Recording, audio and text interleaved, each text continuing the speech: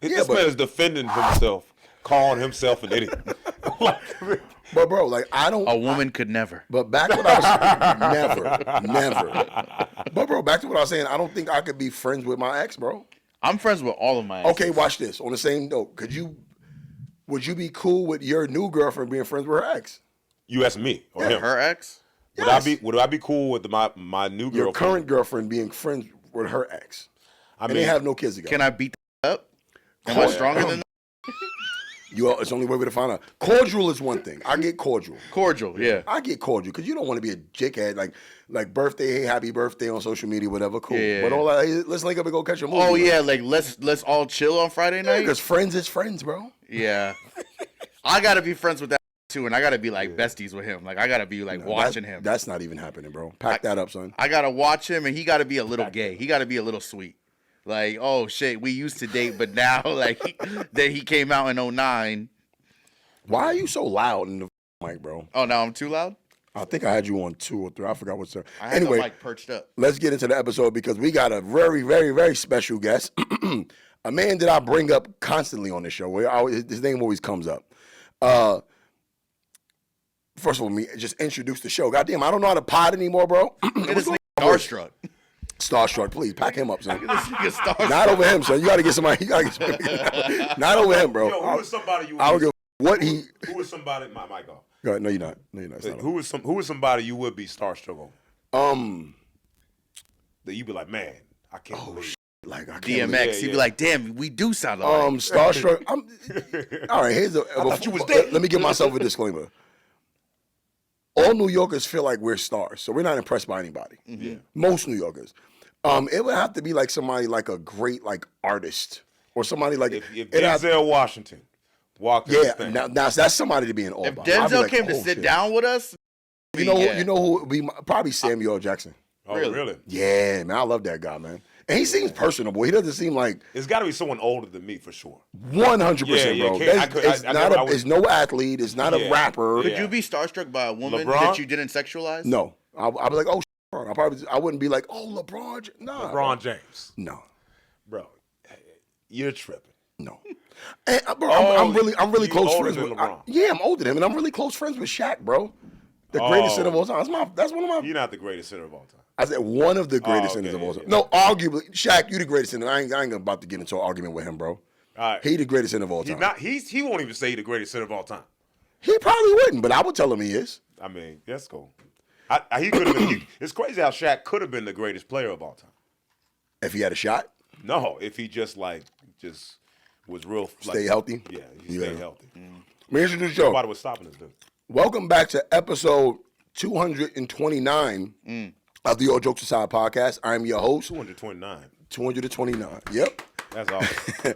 I'm your host, Will Mills, and also joined today again by my co-host, Kevin Dean, a.k.a. 47 Kev, a.k.a. Pooh Bear, Winnie the Pooh Bear, a.k.a. Wanye for 4 Seasons of Loneliness, a.k.a. Young Dirty Bingo, a.k.a. Young Swinger. What up, y'all? Orlando Calrissian in the house. I always forget that one. I love that one. Let's go. And we are joined today by a very, very special guest, a man who has been my friend for a very, very, very long time, since my comedy beginnings and his comedy beginnings. I was there for his beginnings too.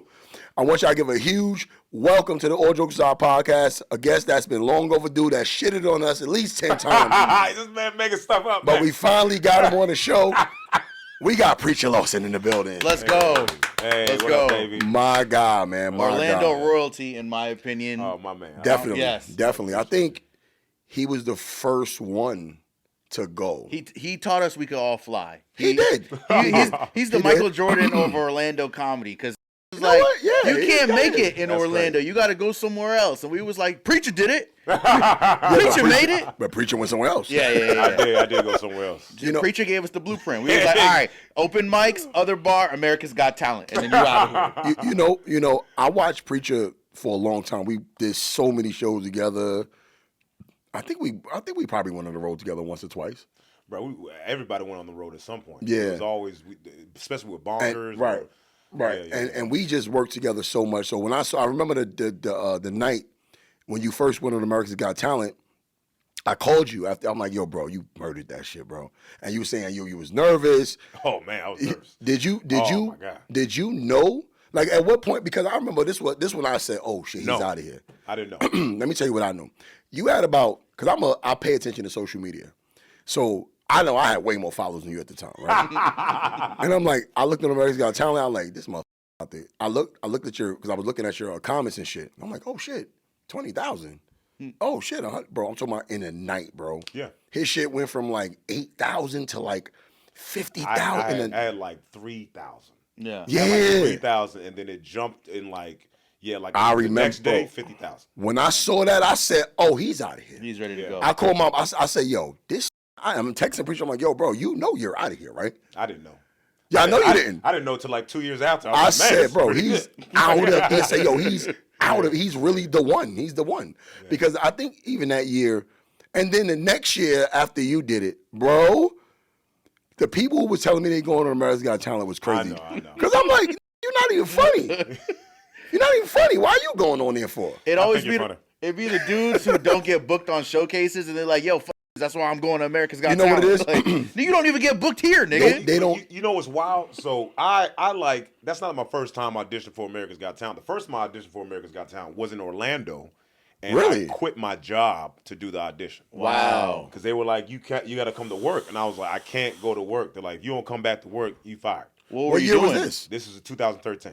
What were you doing at the time? Wait a minute. So, my bad, real quick. So, you auditioned for America's Got Talent before? Yeah. Oh, I didn't know that. Yeah, when I was in Orlando. I didn't even know that. I auditioned for America's Got Talent. I remember like 3 of the judges, and I remember this one lady was laughing. She was dying. And this guy, he was like, I hate black people. And then there was a lady on the side that wasn't really, she was kind of like smirking. And then they were like, we'll call you back. And I was like, I think I got it. And they never hit me back. And then I auditioned again, and then it worked out. So wow. Was the job worth it that you lost? Or obviously not. I mean, it was Ruby Tuesdays. Oh, okay. Yeah. And I remember like when he went on, I thought back one time, I remember Akeem was at the house with me, your brother. They came over to my house because they didn't even have cable. Oh, word. So they came to my crib to watch it. We all watched it. We like, yo, this nigga's killing this shit. And we all watched it. I'm like, huh? That's for real. They was at my house. That's crazy. Justin and Akeem came to my house to watch it. That's crazy. Yeah, and when I lived in Altamont. Because I keep forgetting they weren't even in L.A. at the time. They came in L.A. after later. They came later. Yeah, I remember my brother. Like, I remember Akeem was like, yo, I need a place to stay. And I'm like, that's what you did last time. Did he stay? Because he stayed in Compton, he told me. They stayed in the area where, I mean, did you know Matt Price? I don't know Matt Price. I probably know about face. The magician? Yeah. Matt, okay. He got murdered. Really? Yeah, the area they were in was. Wow. But it's shit, bro. But the area is weird because the area they were in is like, it was dangerous, but it's like, it's not, no one messed with you. Right. Like, it's like any hood's like, no one's messing with. Definitely messing with Akeem, bro. Yeah. He's harmless looking. But no one, they had a festival, and then a bunch of people from that festival were just acting crazy. Right. And then one of them, I think they just shot him to be. Oh, it wasn't no gang shit. Was it for him or was it like a random? Nah, they just shot him because they shot him. They were like, give me your wallet, and then anyway, it doesn't matter. But damn. But they were in a dangerous area. But yeah. You know when I first knew like you was on to something? You did some goofy ass shit. It was goofy. I hated it. This nigga always want to give you was flowers, goofy. but he got to show you you first. up. I hated it, bro. I know you bring it up. Not the crackhead joke. Oh, it's not? No. That's what I was thinking. My brother hate that. He know we hated that joke. He kept doing it, bro. and then you made it longer. Like you. What's the crackhead joke? Bro, it's a bit. It's the final bit I did on America's Got Talent. Yeah, but it's a bit that I just keep going. Me, Justin, and Akeem are watching. We like, if he does that, fucking, he did it, bro. He did it on the show. I said, oh shit, bro. Yeah. And they loved it? They loved it. They loved it, yeah. So what the fuck do you know? Because it's a joke we always hear, and for me it was cringy. Of course. Yeah. For sure. I hated that bit. Yeah. And he did it. My brother hates it. He did it worse for us. Like the audience didn't know he's doing it to fuck with us. Like he knows we hate it, so he's doing it longer and more active in movements. I'm like, bro, I hate that joke. But no, the goofy shit he did was, I said, this is goofy, but people are gonna love this shit. He was doing videos, not stinky booty video. Oh man, not the stinky. He in the shower. You never seen his music videos? No. Oh, we're watching them. We're watching them right now. No, we're not. Oh, we're watching them. Why you did this to him? We are not doing this, man. Bro, bro. It's really some Kev Dean type shit because you goof, you corny like that. But this is corny, son. Like, see how I can It is straight? corny. Yeah. but I knew it would work, bro. Y'all keep talking though. Who don't like corn, man? Everybody. They put it in burritos. Bro, it was. I'm like this. One of my guy, favorite sides. Yeah, One of my favorite side, favorite. exactly. Elote? Don't have some elote at your restaurant, nigga. I'm getting it. I said this guy Preacher is onto something. And I remember when you left, I said, bro, don't come back. Because I'm going to roast you. Like, I'm going to. And I remember us roasting each other on the internet. Oh. I forgot why. Because you cut your facial hair off. Oh, yeah. And then you posted that Pokemon. Squirtle. Yeah. I think he cut his hair. And you had a bald head and no facial hair. Yeah, I come out here. I said, what the fuck It wasn't is he bald, doing? it was just low. Bro, and he then looked. And then we did a back and forth. We was roasting each other back and forth. And that usually doesn't go well for niggas who go against Wil online. No, he came with it. I did great. He came with it. Good. No, he came with it, bro. And no, but Did you have a follow? Did either of y'all have a following at this time? Well, we had a decent following. Yeah. And people like, that's the thing about Orlando, man, is like, people will support you, man. Mm-hmm. Yes. They will support you. So we have a lot of mutual supporters in general. Yeah. And then so when they're like, oh snap, this little fake, Little you were fake actually the comedy first beef. you were the first comedian who because you went back and forth. Because I feel like Wil is great at weaponizing his fan base. Like, you can't beat him because his fan base will come in the comments. I didn't have that. He didn't have that at the now. time. It would be different if he did it now. Yeah. They'll jump in. My fans would be like, stop being mean. But I remember one time. His fans are like, I'll kill you, nigga. Yeah. I remember one time, like I got really mad at the internet for what they did to him, bro. Like, he was showing support to Colin Kaepernick. Oh, was it Colin?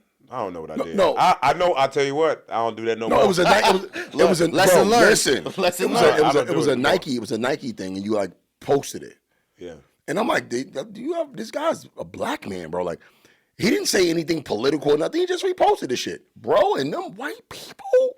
Yeah, no, I Ooh, remember they were vicious. I jumped in there. I'm like, yo, fuck. I'm like, yo, bro. I'm in the comments arguing with these people for him because I was so mad. Like, bro, like your fan base is turning on you because of you agree with something another black man said. It wasn't like you didn't even make any political statements. You didn't say Black Lives Matter. All he did was post some shit, bro, like a Nike ad. Yeah, they will do. And they got so mad, bro. That pissed me off, I bro. don't even remember that. But Yeah, I mean, I I've been remember it. canceled a bunch of times. So many Really? times. Oh my God. I've been canceled so many times. Well, they tried to cancel you, really. Well, because canceled, you can't get canceled. Right. Unless right. you assault somebody. Right. Sexually. Because you can actually punch somebody to get away with it. Right. You Yeah, gotta, Chris like, Brown is still beloved. exactly. Well, people By- don't. Yeah. by some. Yeah. People are still buying his concert tickets. People are still buying his concert tickets. $1,000 to take a picture of him, and women are still lining up to do You're that. right. True. Yeah. He's not canceled. But unless you're like a pedophile or like, you got to do something crazy. But if you just make someone mad. That and you know it's a moment where things like get uncomfortable and shit. Yeah. But that one in particular, I'm like, yo, this is a nice guy, bro. Like Preacher's always been like a cool dude, bro. Like, and when that happened to him, I didn't like that for you, bro. Because I'm like, damn, he don't deserve that. Like, do that to me. Like, I'm built for that type of shit, bro. I'll fight with all of y'all. You know what I mean? I'll take on the whole world. Yeah. I'll go to war with entire cities, bro. Because you disrespect everybody. Well, You just here's my disrespected. thing. No, here's my He thing. disrespect people so much. I be telling him about it. Like the videos I watch, he don't even remember. He be like, I said that. Yeah. Yo, here's my thing, bro. I'm a master of doubling down. So I was the annoying brother, right? So you know how the annoying brother is? Were you the older brother? Yeah, I'm the oldest brother. Yeah, that makes sense. You said some shit on stage yesterday about, yo, if you're not the youngest, I feel bad for you. And I relate to that because I'm the youngest. I feel Let's go! I feel like my sisters yeah. really went through some shit. Yeah, I my feel parents bad. were trying to figure And it you out. know what's for them. crazy? Yeah, You I give me feel the bad. all right. So say if you're the same age as me, but you were the younger sibling, I'm gonna be more mature than you are. Yeah. Because when you're the oldest, you got to look out for everybody else. Yeah. So 1,000%. I always took the flack for all my younger siblings, but I got older sisters, but I'm the oldest boy. So even if you're the oldest boy and you 5 and your That's sister's almost 20, worse. it is worse. Because you still got to look out for your big sisters. Yeah. So I got a lot of smoke, bro. That's crazy. Yeah. Nah, my shit was easy, It was easy street. Same, easy. Stress free. Yeah. You probably had a whole fucking wing of the house for yourself. I did. Yeah, both of my You're a sisters got bitch, bro. PTSD You're a and bitch, shit. bro. They had to move out when they were 18. I was at my crib till I was 30. I was chilling. My parents didn't want me to go. Yo. Whole wing, I had a whole floor. No, man, I really. My parents moved downstairs and they were like, Kevin, upstairs is you, downstairs is us. That is insanity to me, bro. My oldest brother, I haven't spoken to this dude in years. We don't talk anymore. When you were telling the stories on stage yesterday, I was like, he's talking about you Justin? had an older brother than Justin? Yeah. I have an older brother than Justin. Okay. And we don't talk, but he don't like me. But he's never liked me. Like, it's always been like, he's like... Love, but not like. I got you. Yeah, you know what I mean? I got a sibling I don't like, but I love her to death. I'll give her the shirt for my mouth, but I hate that bitch. I don't think he loved me. I hate that bitch, though. I don't think he loved me. But I love her. Really? Yeah, I don't think But he wasn't like really? congratulatory, like to the success you had and shit like that. Same mother, same father. I think that my success maybe made him a little more upset. Okay, he's a little envious because he's the older brother and he's like, bro, I'm telling you, he did everything, and you would think he's like 10 years older than me. He's only like 3 years older than me. He was still babysitting. You know what I mean? He still was cooking. You know what I mean? He still was like. So he's more resentful. I think it's like more so because I didn't do it. Look, there's people in this world. What does he do? I don't know. Damn. We're not cool like that. We're not close. Shit. No, but there's people. He works at Ruby Tuesdays. Yeah, exactly. He didn't quit his job. Working at Ruby Tuesdays is crazy. Yeah, but there's people in life where if they were like, man, Preacher is a horrible. I hate this guy. Like these women I've dated, and they're like, this dude's trash. I'm like, I get women saying it. But yeah, but he can't say that. Right. That's what I'm saying. Right, like he can't be like, oh, this dude. I've never done it. So you don't know what a resentment comes from. I do. I think it's because he's the oldest, and his life was worse than mine. It's hard. I just think his life. I recognize that the oldest siblings get it the worst. They get it the worst. Right. I recognize because the parents first. So he's the first. He's the oldest. He's the oldest sibling. Period. It's him and my sister. They're twins. Oh, and are you my cool with your sister's sister? disabled. Yeah. She's a girl. She's the only girl. She's disabled. So it's like you got him, and then it was like no father figure. So he kind of had to be like the closest thing to like a father figure that he's having was the older brother that's 3 years older than me. You never try to shoot him any like bread and just be like, "Hey, yo, I appreciate everything you did for those 3 years." You bought him a car. Yeah. And he was like, "Yeah, no." Well, someone stole it. Then he blamed me because the place I gave him to stay for free was I didn't give him the permit, so he had to park outside. Oh God! So someone stole it. He's like, "You should have gave me the permit." It's like, bro, what do you want? Bro, what can I do for you? I did some petty shit like that, bro. Like I just sent my sister like $1,000 for no reason. What's this for? No, nothing. I like how you think that's petty. That's petty. Yeah, it is petty. She over here like I can't. Yeah, keep being petty. It is petty because I don't speak to her. It's petty. Because it's like rubbing it in her face, like, here, bitch. This is nothing. I wipe my ass with $1,000. But I feel like that's not what you did the card thing for. You're like, no, he told me to buy him. But also, she got kids, and I love my niece. I love my nieces and nephews, so I'll hold them down. Use it to go buy them something. You broke bitch. You know what I'm saying? I like this man is like just. He's a supervillain. But Jari. I always tell people Jari's a supervillain. I'm not. Jari. Jari is a supervillain. You're crazy. Let me tell y'all something. Which I don't know man, about he can't be you more a supervillain than Jari. Supervillains are indirect. Jari's like Lex Luthor, right? So Lex Luthor will create a whole corporation, take years, and then make his move. Yeah, that's Jari. That makes Will sense. thinks anybody who's tactical is evil. Jari is not evil. He's just a calculated person. Y'all don't know the conversations that we have. Jari is always this. Yeah. He's this. Yeah, tactical doesn't necessarily Do you watch his Facebook posts? I don't even watch it. Like anything he says, it's a shot. Like he's taking shots. Yo, I remember when the first time I was talking to Jari, like I sat down to Jari's pen is deadly, bro. Crazy. And if you're stupid, you don't. All right. Let me give you an example, right? Because he's smart. He's very intelligent. Yeah. So a couple of weeks ago, right? Some dude got his ass whooped at the other bar. You heard about this? They beat the out Caleb. They beat the out somebody at the other bar. Yeah, Jari helped. Right? I don't know if Jari was involved in that. I saw the video. He was getting a couple of shots in. No. So they beat the dude, right? We talking about the same dude, the dude who the fought white Joe? guy. The white guy. No, it was a patron. Oh, somebody else fought. I don't know the story. They beat the out of him at the other bar. Oh, I didn't know that. So, and old school other bar. That shit used to happen. Yo, bro, do you know there should be security at the other bar? Yeah. It got that wild back in the day. Like 3 niggas have gotten beat up this year at the other bar. Yeah, but I'm supposed to go to the other bar after this. I'm not gonna lie. I'm headed there too. Okay, all right. I don't know. So afterwards, Jari does. And shout out to Jari, man. While we talking about, shout out to Jari.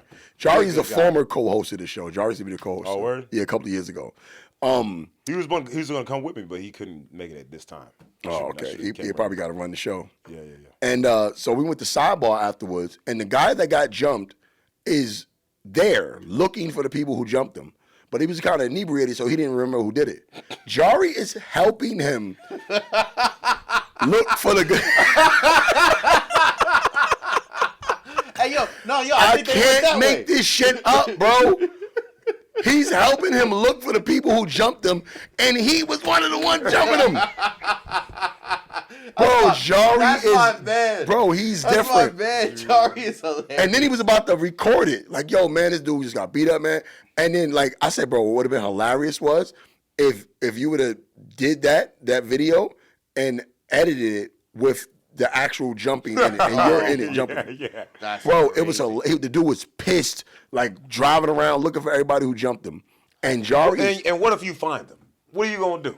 Fight him again? He got his ass whooped. Caleb put the beat. beats on him. I think Gus even got in. No, not Gus. They beat his ass, bro. At the other Gus ball. beat him with a book bag? Why'd they do it? Because he was being belligerent and drunk. You know, other ball. You know how it is, He bro. was heckling, getting up, coming up to the front, making threats. Hey, yo, Gus is so they beat the fuck out of him. Gus is a skinny Muslim kid. If Gus, I don't think. I'm lying. Gus didn't do nothing. Gus hit him with the that's book the dude bag? with the glasses, right? Yes. Gus. Anybody with glasses, I'm not scared. Gus jumped Anybody in. named Gus. What's a comedian that looks like? He looked just like Beanie Man. He looks exactly like Beanie Man. D Live. I'm drinking rum.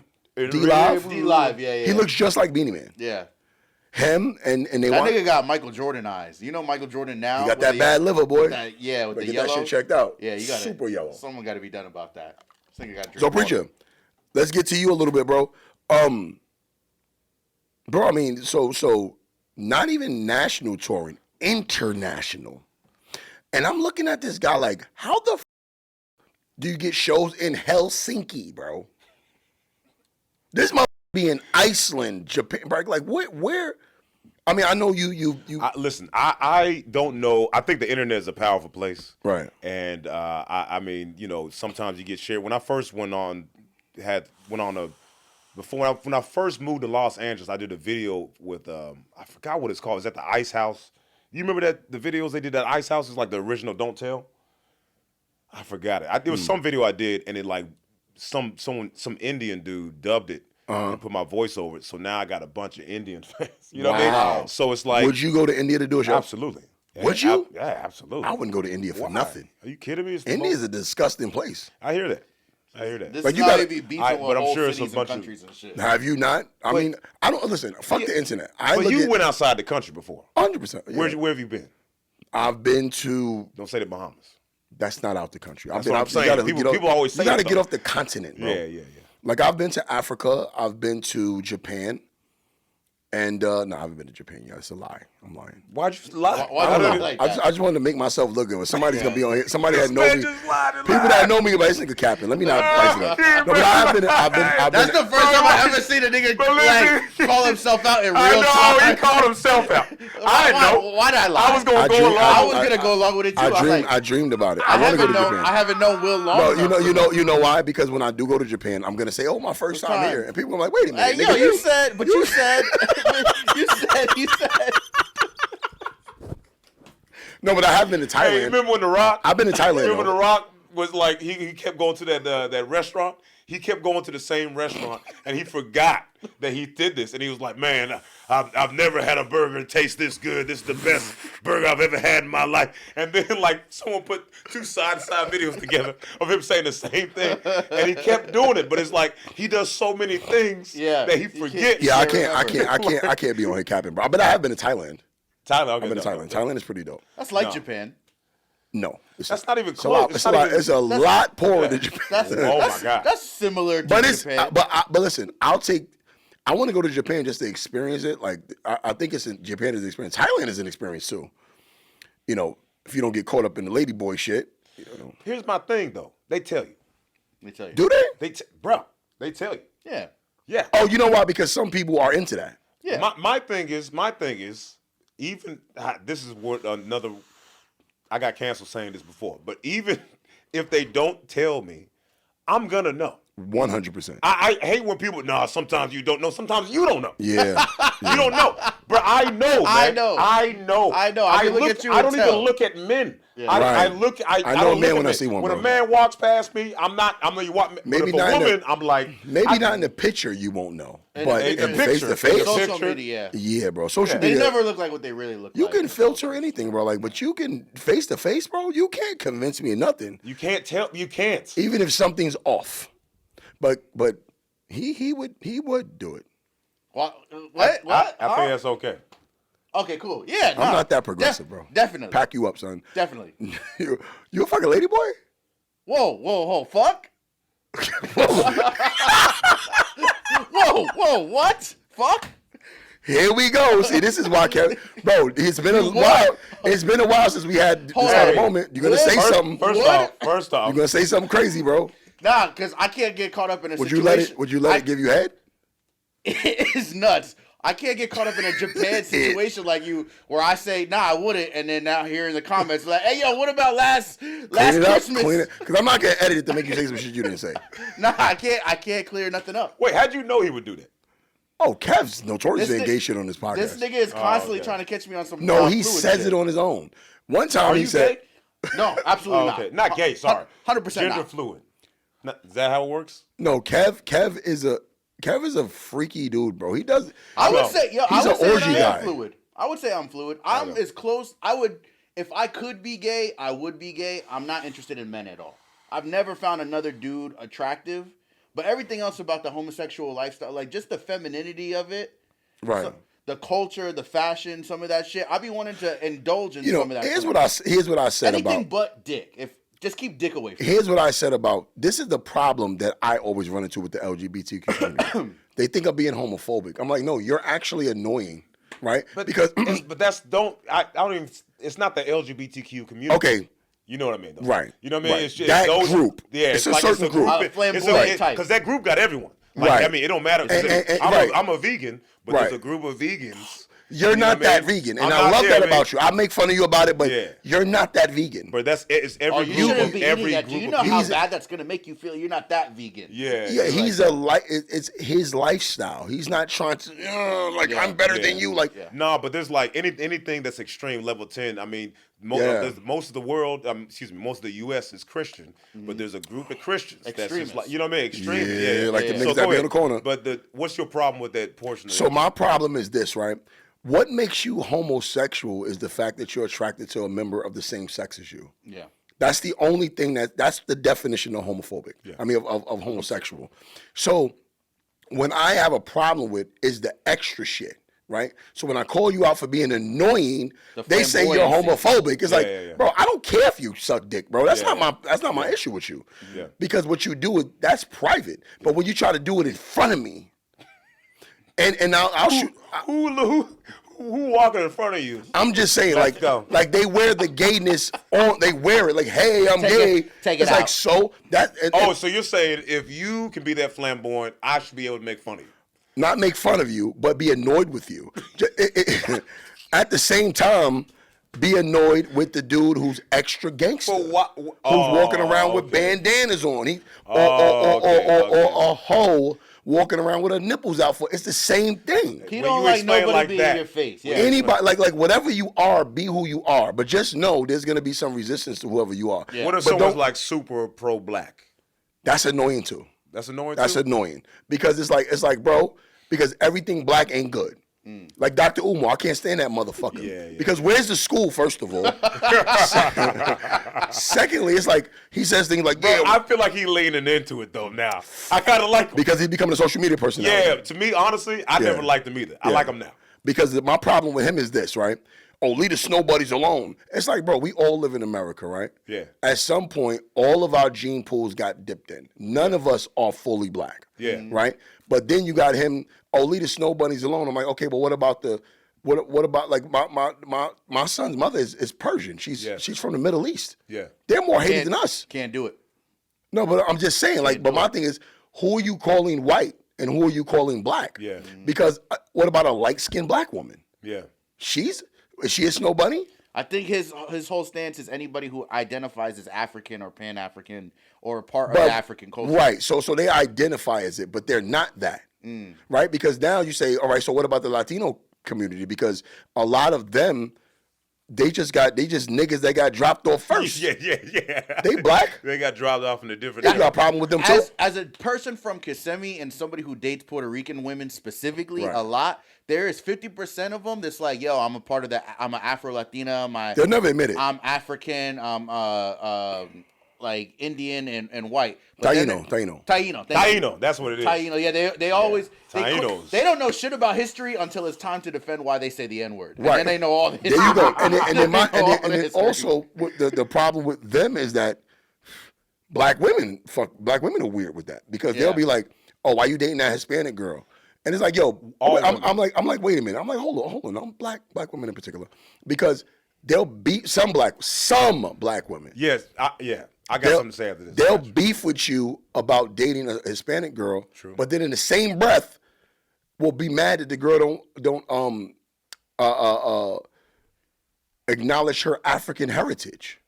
It's like, wait a minute, but you're mad at me for dating her, but she is black though. That was to my point that some of the Puerto Ricans do not identify as At all. African. But a lot of them are if they put on their census, they will put white. But one more thing about them though. Some of them are descendants of slave masters. Mm-hmm. The slave masters come from Spain. Right. Spain is a European country. So everybody that's Puerto Rican and Dominican are not descendants of Africans. Some of them are descendants of the slave masters. It's not like they up and left to own you. Yeah, it's not like the slave masters like, oh, well, let's go back to Spain. Let's lead it to them.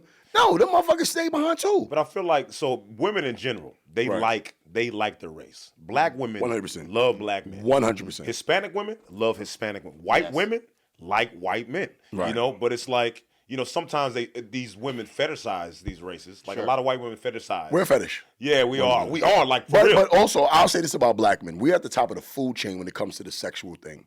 Right? Because I'm saying this to the camera, our sex category on Pornhub is BBC. The white man category is cuckold. It's not the same. And your category is a white man watching his wife get fucked by one of us. That's what porn is. But it's all about the black man. Like we're the top of the food chain. So I understand why black women don't like other races of men because it doesn't get any better than us. Oh, that's good. It's not a flex, bro. I got a white man now. We like when black women, I think, I don't give a fuck. You'll be back. I forgot what I was saying. That's a good point though. Your nipple out is bothering me, bro. It's been bothering me the whole time, bro. That's wild. You were saying all race women's whole nipple out, sir. Because black women are treated the worst, right? Yeah. So in the world, yeah. In the world, yeah. So black women are they're treated the worst, and so they're like, that, and then you go on, and it just kind of comes out. Yeah. That way. Right. And it's like, hey, even though that's true, I like what you said before the show started, bro. I have mixed children all over. Looking at my nipples, bro. No, I didn't look. No, it's just in my field of vision. Every time Let every time I look over to talk to him, the nipple, bro. Like, pack you up, son. Like, come on, bro. Cover that shit up, my nigga. Bro, I'm an equal opportunist. We try to have women. I know he like the nipples, but go ahead. Surprised he not pissed. No. This nigga just took a gay shot at me. You got mixed children. Yes. And like you made a point earlier. You said, I love who loved me. Yeah, and that's how I am. That's how I operate. Yeah. I don't have a preference, bro. If you're beautiful and you're a good woman, I'm fucking with you. Yeah. Because I'm a man. Yeah. I'm a man, but I never look at like that variety. go, like, men like variety. Right. But there's men don't care. Yeah. Men don't care. I mean, men are like, does she have a pussy? And the dudes who bitch about dudes say on the races because nobody any race wants you. Nobody wants you. You mean to tell me what's a bad white chick? If Scarlett Johansson come up to one of you pro-black motherfuckers, you ain't gonna fuck Scarlett. I'm fucking the shit out of Scarlett Johansson? Who else? Jessica Biel, bro. I'll put the black in her widow, nigga. I swear to God. What's the other girl then? I don't know who Jessica Biel is. You know Jessica Biel. I'm sure I do. She was married to Justin. She was married to Justin Timberlake. She was in Seventh Heaven. Jessica Alba. You know what that is. Yeah. But you know who Jessica Biel is. I remember she was in You ever Honey. see Chuck and Larry? I pronounce you Chuck and Larry? Jessica Biel. There she go right there. Mm-hmm. Bro. Her, bro? Come on, son. I never thought she was that bad. Yeah, she looks... Her body She just got a flat face. Yo, you know who got a body? Who? Hillary Duff. Yeah. They say a lot of that shit is photoshopped. Oh my, nah, bro. You seen her in real life? Hillary, no. Okay. But I mean, there's too many pictures of her. It's funny you keep typing it when it's like it's at the bottom. Yeah. Right. But I want to see something specific. Oh. Hillary Duff, bro. Oh my God. Look at Hillary Duff, son. But you're like a self-known milk lover, right? You stay. No, with you know what though? I But the thing about it was fucked up with him, and I'm gonna defend him. It was a public thing, but what other white girls can you tie him to? Oh, he had one white girl. Unless he get on stage, unless he. They put Oh, that that's on what him? you mean, a milk lover? Yeah. Oh, so you think I like white women? Yeah. That's what I Oh, no. I mean, yeah, I think white women are great and. White women are great. Yeah. I like who likes me, man. I mean, sure. Yeah, people know me. Yeah, I dated a white woman who was famous. And right. So people are like, that's what you like. You like that type of woman. And here's the thing. That's fine. They also put that on me too, because I feel like if we're articulate, if you're a black dude, that's what it is. They go, oh, you must. That's like what white it is, women. bro. Yeah. That's what that's it is. okay, man. I don't care what people think about me, man. Yeah. Akeem is one of my best friends. I did Godfrey's podcast with him, and someone. He's one of my best friends. And so, like, when the comments were coming out, we were roommates. We shared a room together. Right. People were like, oh, you gay. You gay. This dude gay. And I'm like, I don't know what to tell you, man. Like, I'm not going to try to argue with you. Right. Like, you think I'm gay? So It's like, so Godfrey just was here. Shout out to Godfrey. He did and he's doing a special in New York on Thursday at the Apollo. I'm gonna be there for that as well. Man, that's gonna be cool. Yeah, it's gonna be crazy. It's gonna be crazy. Last time before I even moved to LA, he came to Orlando and he did 5 shows, 5 different hours. Mm-hmm. So he about to consolidate all that funny into 1 hour. This motherfucker, no, Godfrey. Let me tell you something about that motherfucker, bro. The lights don't work with him. He's worse than Genesis. Rest in peace. Oh man. You know Genesis, bro. Genesis, I don't know if you ever, bro. You gotta, hey, Genesis, get the fuck off the stage, bro. Godfrey, the last show we did with him, the lights don't work with him. Bro, Godfrey. First of all, we started the show late. Yeah. Pete, the show was supposed to start around. The second show was like around 9. We ended the first show like 9:30, and then the next show started it went past midnight. He said, "I'm giving them an hour." I'm giving each show an hour. Like, bro, he does not get off stage. He's that good. His special is not going to be an hour, bro. There's no way. Oh, you don't think so? Hell no. God, I know he's under time constrictions. Time constrictions and editing. Everybody is their own. There's no way. He has to do Yeah, he'll edit some shit. Godfrey's going to do, I'm going to call this one. Let's call him into the show. Godfrey is going to do 2 hours. Because we should take bets. Let's see if he'll pick up. Godfrey's, I'm gonna put him on speakerphone because Godfrey's gonna do 10 hours of his show, bro. We over here, he better pick up the fucking phone too. He better pick up. Don't make me look bad. Pick up the phone, motherfucker. I don't know why I put my headphones to listen. Pick up the phone, you fucking African booty scratcher. That's hilarious. I haven't heard that in a minute. Hang up. He probably called back. We spoke the other night over some other shit, but motherfucker, he ain't gonna pick up. I would expect him not to. Your call has been he's forwarded. probably on stage right now. This man man doesn't. Bro, he like stay grinding, but he loves the shit. That's why. I think that's why he looked. I think he's like 50. He almost 60. He's bro. This motherfucker don't age. I think, but you notice something about comedians. Don't got no kids either. That's true. But you know what's crazy about comedians? Every comedian looks young. Is that what? Because smiling is exercising the muscles and frowning is straining the muscles. The black comedians look young.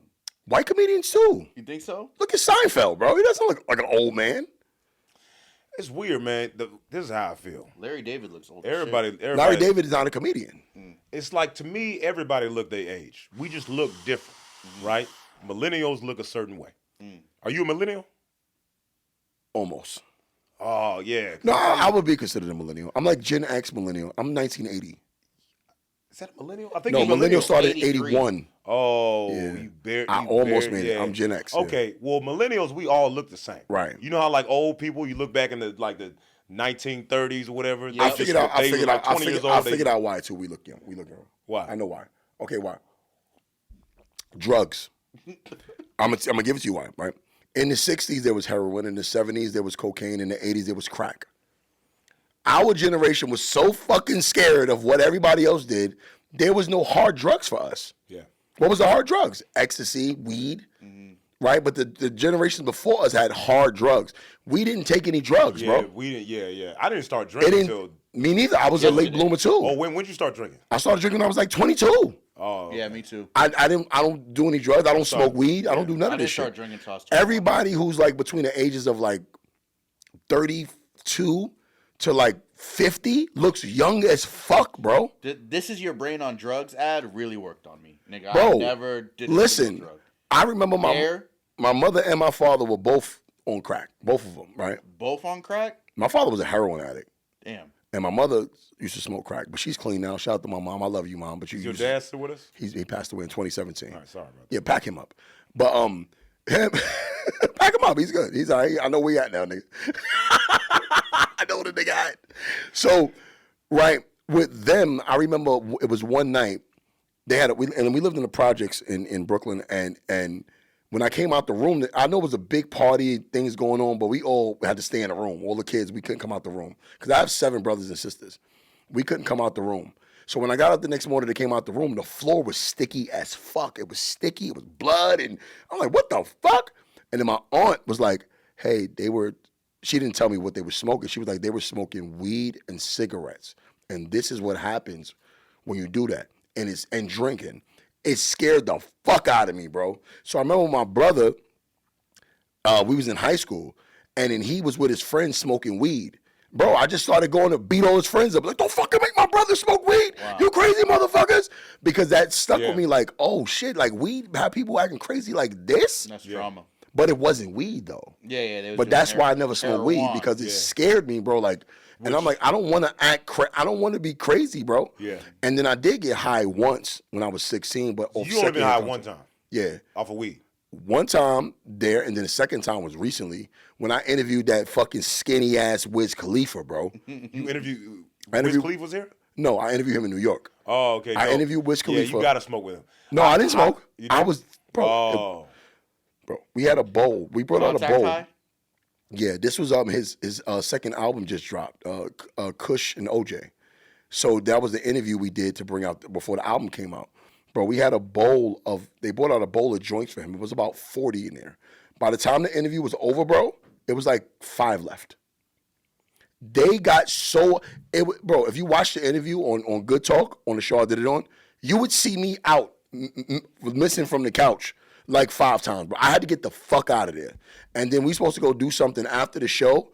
Bro, I wound up going to the hotel and going to sleep. I'm like, yo, am I high, bro? You were high. I felt horrible. Even if you look at the pics, bro, I'm like this, like, but that's a bad experience. The feeling of being high, no, I didn't have the first time I got high, I tripped out. Like, I was paranoid. I didn't know what was going on. But this time it just made me sluggish, and I didn't have any control over my body. That's one of the worst things in the world for me, to not be in control of myself in the way I think. And he dissed me for that. He said what you call? You said I'm a control freak. No, I feel the same way about weed specifically. I also don't smoke because I don't like not being able to come down from the high. Like, right, you don't know when it's gonna be over. Yeah, at least when you're drinking, you kind of know I'm gonna throw up or sleep it off, and I'll be fine. But no, I did say you have control issues. I called you a narcissist, but I don't know. Not for I think I have control issues too, man. I think everybody has control issues. I'm driving.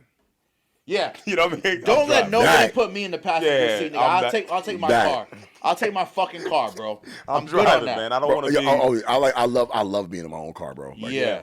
Because I'm leaving when I want to leave. Exactly. I'm taking the bitch home if I want to take her home. I'm not depending on you to get me home. Right. Yeah, no. I so that shit. So where's your when I was I'm gonna let you finish. But I remember when I was 12, some guy my mom was dating named Mr. Frank. You know, he had beer. Mr. Frank is crazy. Yeah, I called him Mr. Frank. Yeah. And to this day. And he took it right to the Frank stand. Yeah, yo. And so that's someone's mom, nigga. All right, so his mom is a comedian too. I know.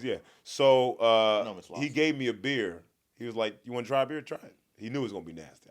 How old were you? I was 12. Was he grooming you? No. He was just trying to be his homie. No, he was like, you should never drink beer. And I was like, I mean, you drink it. Yeah. And then he said, try it. And then he knew. That happened to me and too. I'm like, my this uncle is did that. trash. And I was like, I'll never drink in my life. I didn't start out, and I drank on. And that's how we raise kids. That's how kids should be raised. Yeah. No, listen, you should. I think. Nigga, my son plays with lighters. I'm like, hey, put your finger in there real quick. Yeah, go ahead. Yeah. Tell me what it feel like. No, that's what it is. Because when I first met you, you didn't drink, and I don't think that you smoked either. Nothing, bro. No, I didn't do anything. I didn't do anything. I would drink once a year. Were you trying to live up to the name Preacher? No, I mean, no. I mean, I thought I was gonna be a preacher at some point, and then I changed. I remember Jari got the video. Show you the old video from us back in the Abbey, like 2015 or 2014, and I was like, "Is your real name Preacher?" And you got kind of roasted me because of it. You remember that video? yeah. He's like, nigga, it's a real. yeah. You ever made someone John that's not a disciple, bro? Yeah, he kind of roasted me because of it. I'm like, yo, fuck you, bro. Like, I know. That was a genuine question. Bro, we look mad young. Yeah. We was skinny and shit back there, bro. Me, you, Jari, Mike Charette.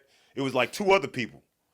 I remember this. We took that picture on stage. Me, you, dope. Mike Charette. It was one of the dopest shows. Vinny. I forgot, and Jari. Everybody was skinny, bro. Yeah. Jari he's a fat bitch now, but bro, back then, man. He was crazy athletic. Bro, you know Jari was like a star basketball player? This man was dunking on everybody. I can see that. Bro, no, Jari was like phenomenal, bro. Like crazy with it. Like, wow. He probably can't jump 2 inches off the ground now, bro. Yeah, it's crazy. It's hilarious. Oh, well, what the actual was, because we got kind of sidetracked.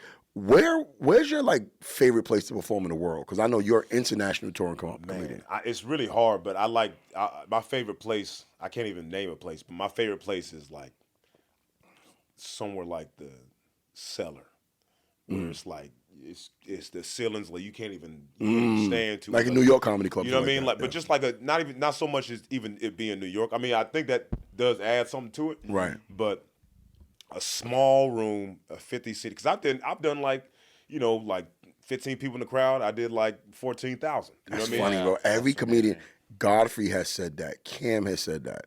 Yeah. Like, and that's why it's dope. Like, I like this new platform where I'm just interviewing comedians so people can get an understanding. Like, because Godfrey even said that when he was here. Like, he hates stadiums. Yeah, stadiums are bad. You feel like you bomb it a little bit. Yeah, bro. Because you got that you. There's no ceiling to bounce off of. Right. The laughter doesn't bounce. So you'll do a bit and then it's like it's just, it doesn't feel, it's cool, but it's like, it's not as cool as you think. It's not that. It looks cooler than what it feels. The intimacy is what feels good. Bro, like, that's the best comedy, reaction bro. from people in real time. Right. And they're feeding off of me. I'm getting that energy back. I don't know about y'all, but whenever I'm on stage and I'm not getting the laughter that I'm expecting to get, it drains me a little bit as a comedian. It does. And then I get that big pop, and I'm like, okay, well, it allows me to be a little bit more you'll forget animated. your jokes. Yeah, bro. If I do a bit and it doesn't get the same laugh, I'll be like, where do I go? I'll just you a little stunned. That's when Will Mills turns into dirtbag, bro, because it's like, what the I know I'm funny, bro. Yeah.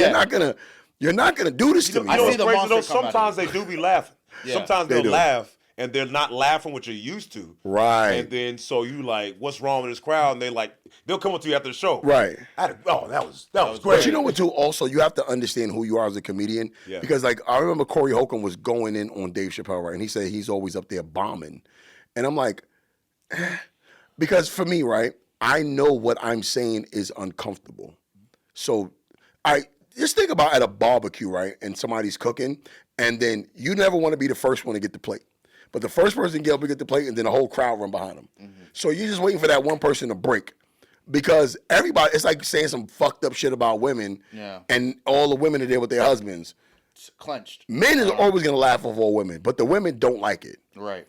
All you need is that one. Yeah. And then it's going to catch on like wildfire. Because I've seen some of your bits, and you've said some shit, and nobody laughed. And then one person cracks, and then it erupts into laughter, bro. So a lot of times it be that. Yeah.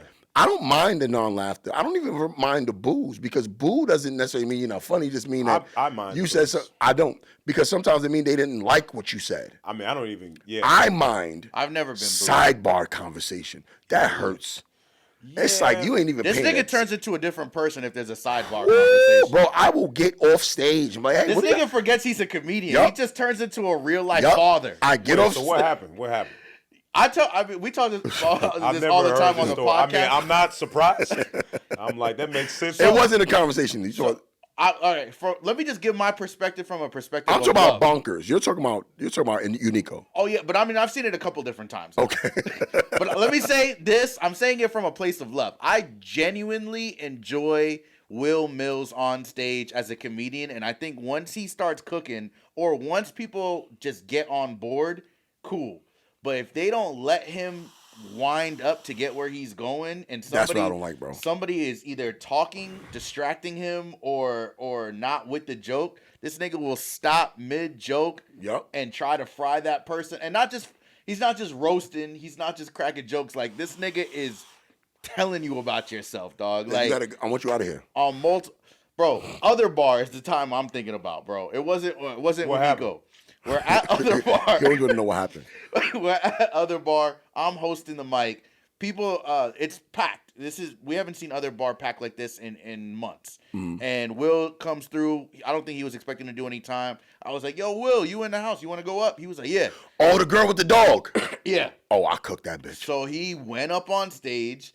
And immediately, what was your first joke? What was the joke? What happened was the girl was already heckling other comics. She was being a little belligerent, but I said, Kev, let me go. Because she's not going to try that shit with me. There's two different types of hecklers. There's hecklers that are like, I'm trying to shit on the show. And then there's the people who think that they're doing good. They think that they're helping. Right, because she just never been to a comedy show. And all these new, but hold on real quick before you finish the story. Yeah. It was a bunch of new comedians in there, right? Yeah. So new comedians, they don't know what to do. They don't know what to do in that situation. They just know their material. They don't understand crowd work. They don't know calling audibles. Now all they do is crowd work. Yeah. Not out here. Not in Orlando. Okay. Not in Orlando. No, bro, that crowd work shit is over with, bro. Like, it's not like when we came up. Like, that shit over with, bro. Yeah.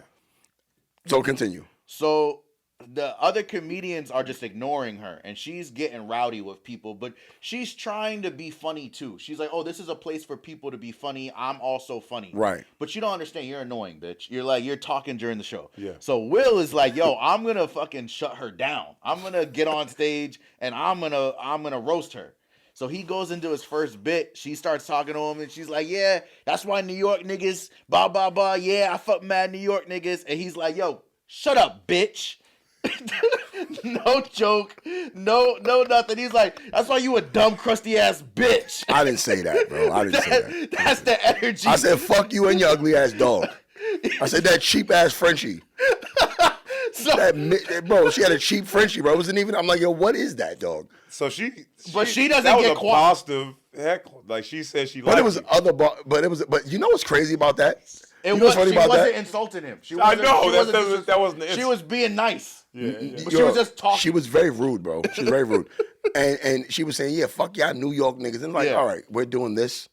I'm heard fuck y'all New York niggas. She said, nah, that's why all y'all New York niggas. It's like, yo, bro, like, why are you doing this? Because let me land. This happened at another one of his things. It was an obese chick, and I'm making jokes about obese women, right?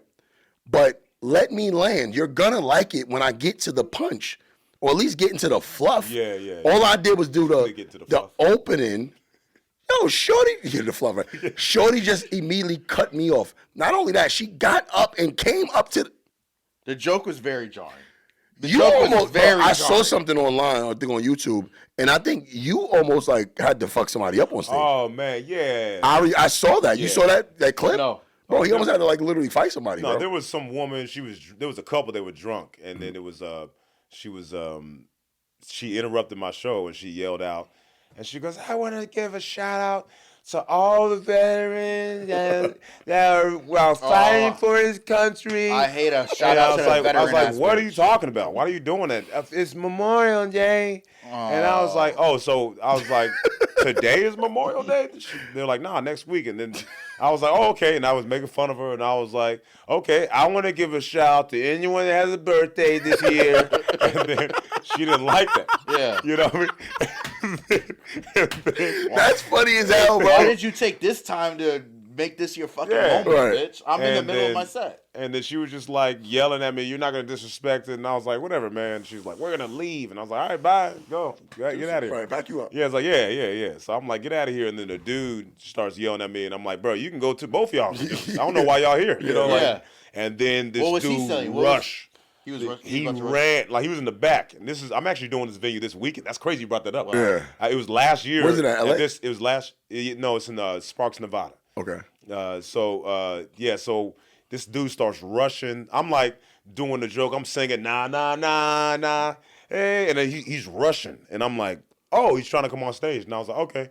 And I was just like so confident. Yeah. I mean, because he's drunk. He's drunk. He's drunk. Also, you're a professional MMA. Yeah, by the way, guys, Preacher's a professional MMA fighter.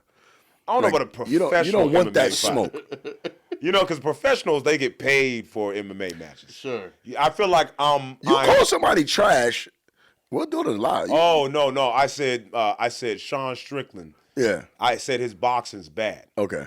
I think. And Sean Strickland's a professional. He's a professional MMA fighter. He can beat me up pretty bad in an MMA But if you match. kicked his ass, I would say you're qualified to call yourself a professional. I didn't beat him up. Right. I didn't beat him up. I think I can, though. Okay. I think that MMA. For the record, I think that I could whoop this nigga's ass. In like boxing. In like boxing. an official match with rules. I don't know how his ground. He's not a ground. I think he has like an underrated ground game. I've never grappled with him, but I think my ground games. I would love to grapple him. I think my ground game's pretty good. I've grappled with. I submitted a UFC fighter 2 months ago. Wow. Oh, which one? It don't matter. I like them. I like them. So I'm not trying to be. What happened to I don't like Sean Strickland. What happened to do the rest of stage? The security a female security guard stopped him, which made me realize he didn't want to fight me. Right. No disrespect, but like if I want to fight somebody, there's nobody. 100%. There's no one's gonna stop. No one's gonna stop me from fighting anybody. Right. Or because I'm gonna be fighting them. Right. Like, you know, if I really want to get to them. Yeah, you're gonna get beat up for getting away. Yeah, exactly. For sure.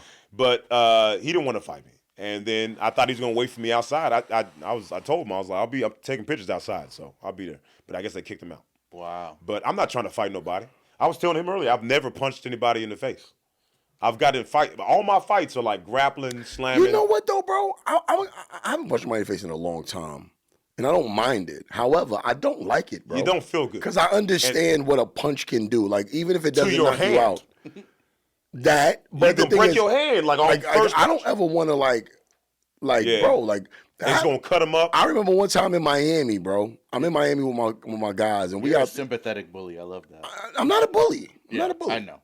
We're in Miami, and then 2 of my guys was fighting over the front seat. Shotgun? Yeah, like shotgun, like type shit. This was years ago though. Okay. And they're fighting over the seat. But you in your 40s? How many years ago, nigga? You make this was like 22. It's weird being close to my 40s. Yeah, this is like you a grown man. But hey, you look great, man. Thank you, man. Absolutely. Yeah. I'm 45. So yeah, this is great stuff. So this is kids. This is college years. Okay. They're fighting. This was when Miami spring break was like the shit. Where it was people everywhere. They're fighting over the front seat.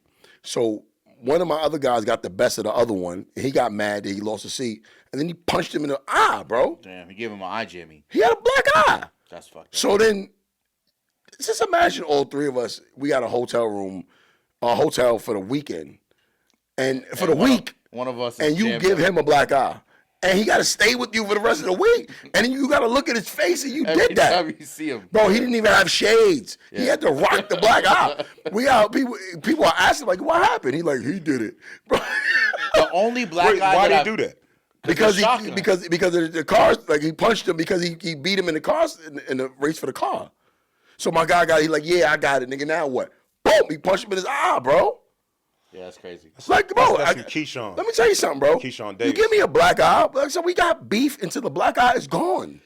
You're not gonna do that to my face, bro. The only black eye I've ever gotten was from my best friend. Me and my best friend fought over a situation downtown, and then we had to work together. Y'all sound like adults. We was both serving tables at the Nickelodeon Hotel. Best friends, did everything together. And are y'all still best friends? We're still close. Yeah, There's no way. He's a pastor now, so this nigga's like living a different life. Bro, I could never be friends with somebody who I have to fight. You know how people say, like, as an adult. You know how people say. You can't be friends with your brother, your cousin, or your. That's different. That's blood. We got cool right after what do you mean it's not blood? I got blood I don't even mess with. Like some of your family ain't blood. Think about your brothers. I'm closest brothers. I'm my closest brothers. Shout out Ron, my managers. Ron, you saw them last night. Ron, Mox, they were all there. If I ever have to put my hands on you, because I'm slow to anger, so contrary to popular belief, I'm slow to anger. Yeah. No. I'm very slow to anger. He seems like he's very controlled. I'm very slow to anger.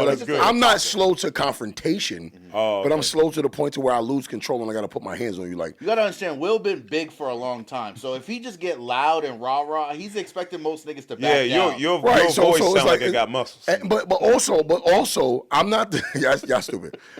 That was fucked up. Also, I'm not. I respect the man's essence and his integrity. Yeah. So if we have a confrontation, I'm not gonna take that away from you. So I would rather move to the side, like, hey, let's go over here, bro. Let's talk over here. Yeah. Hey, what do you want to do?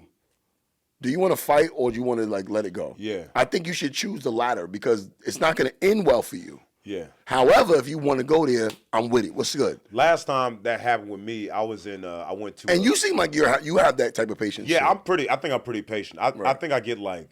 Yeah, especially as I get older. The more trained you are, also, I think the more that's patience what I would say. That's what I would say. The old and also older because you don't got time for like who the fuck want to fight, bro? I think it's me getting older. Yeah, who the fuck want to fight, bro? I do feel like me training makes me more calm. Yeah, because I was at playing basketball at LA Fitness Gym in Atlanta, and I remember this dude like he called a foul. He cheated, and I was like, "You're cheating, bro! Like, why you? We ain't playing for money, right? Like, what's the point of you doing that?" And then he cheated. So.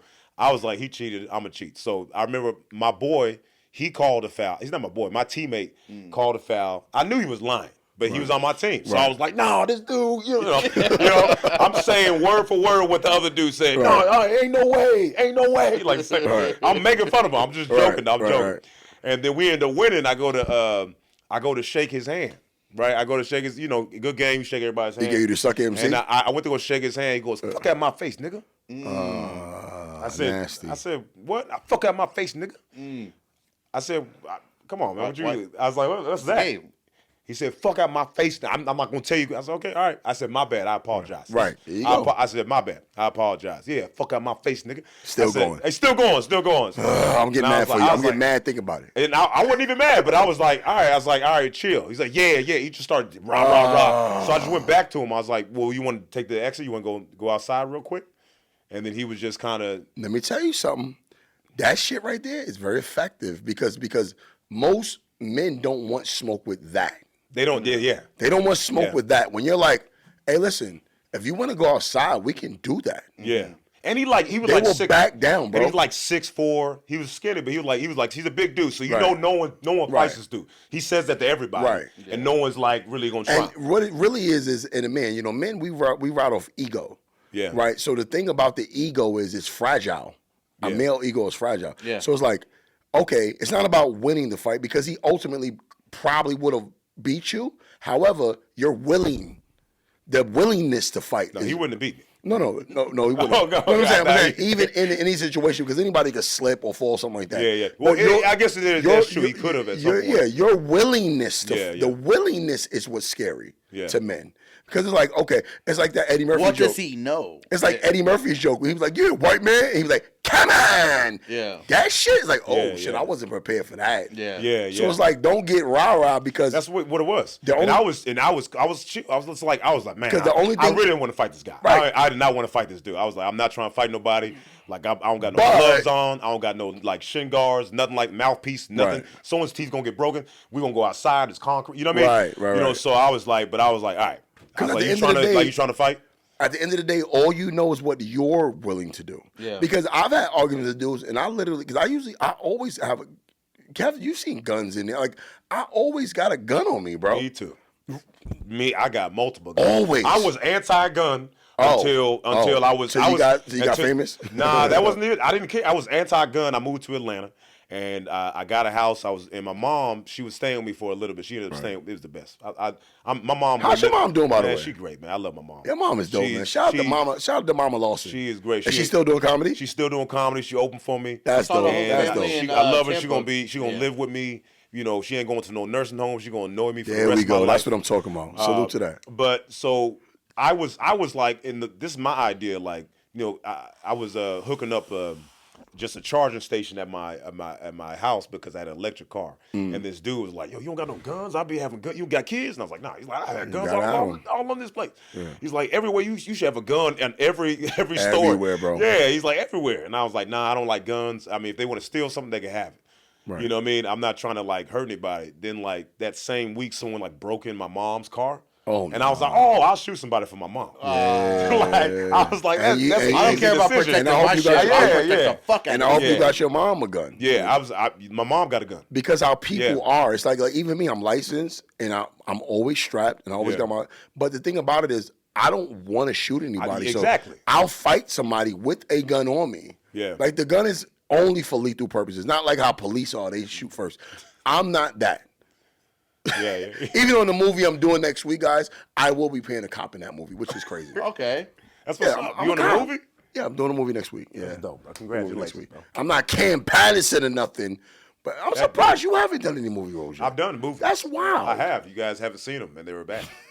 Bro, you know people do it all the time. We don't get on a TV show. I did. No, because I was watching the Black Lady sketch show, and I was like, "Yo, is that my man Preacher Lawson?" I saw you. This nigga just came up out of nowhere. I was like, "Yo, no, I know this nigga. I was with a bitch. I was with a shorty." And then she was like, "You don't know that nigga." I was like, "Look right here. We got a picture together.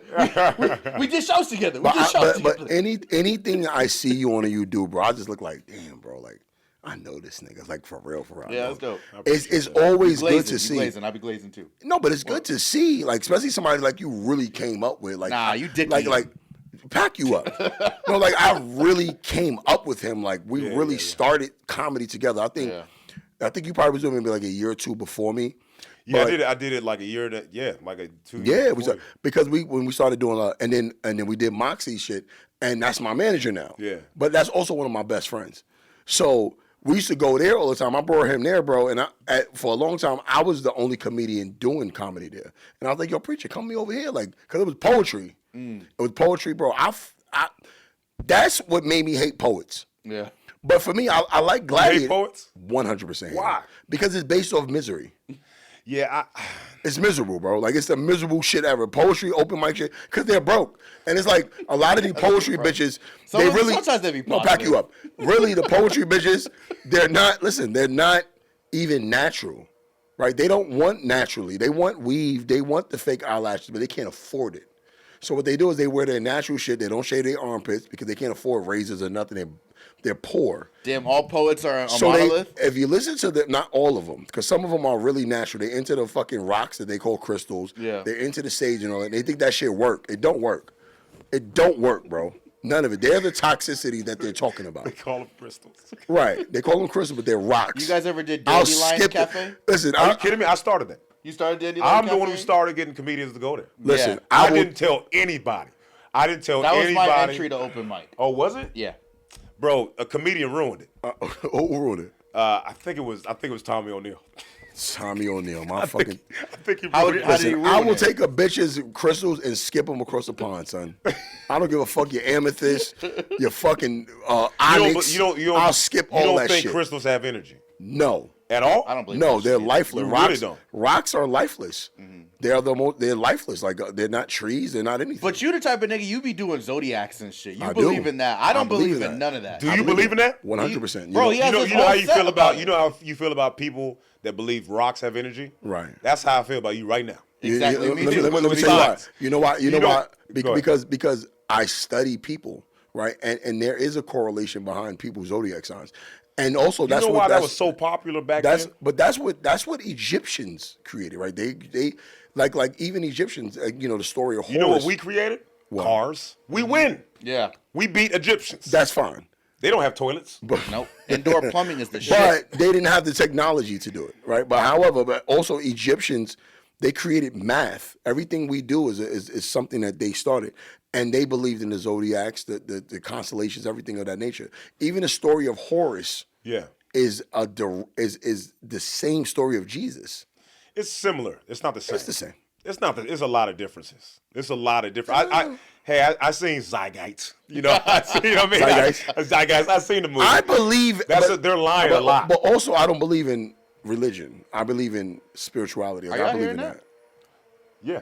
That's the fucking. Oh, okay. I just want to make sure we was catching audio. So, but the reason it was so popular back then with the in Egypt was, well, just in general, is because when people were born around certain seasons, they didn't have access to certain medicines and certain vitamins and certain, crops they didn't grow. So maybe they would be deficient in certain, and they, like you have think about like the school system. If you meet people that are born in like the summer, they're usually more introverted. They don't get to celebrate their birthday with kids in class. I've never thought about that. Yeah, so it's like when people are born, a lot of shit just makes sense, but coincidentally, but they're just like, oh, this is an attribute towards when I was born, but no, this is just the time of year. But what also made me, I have 6 children, and they all have 6 different zodiac signs, bro.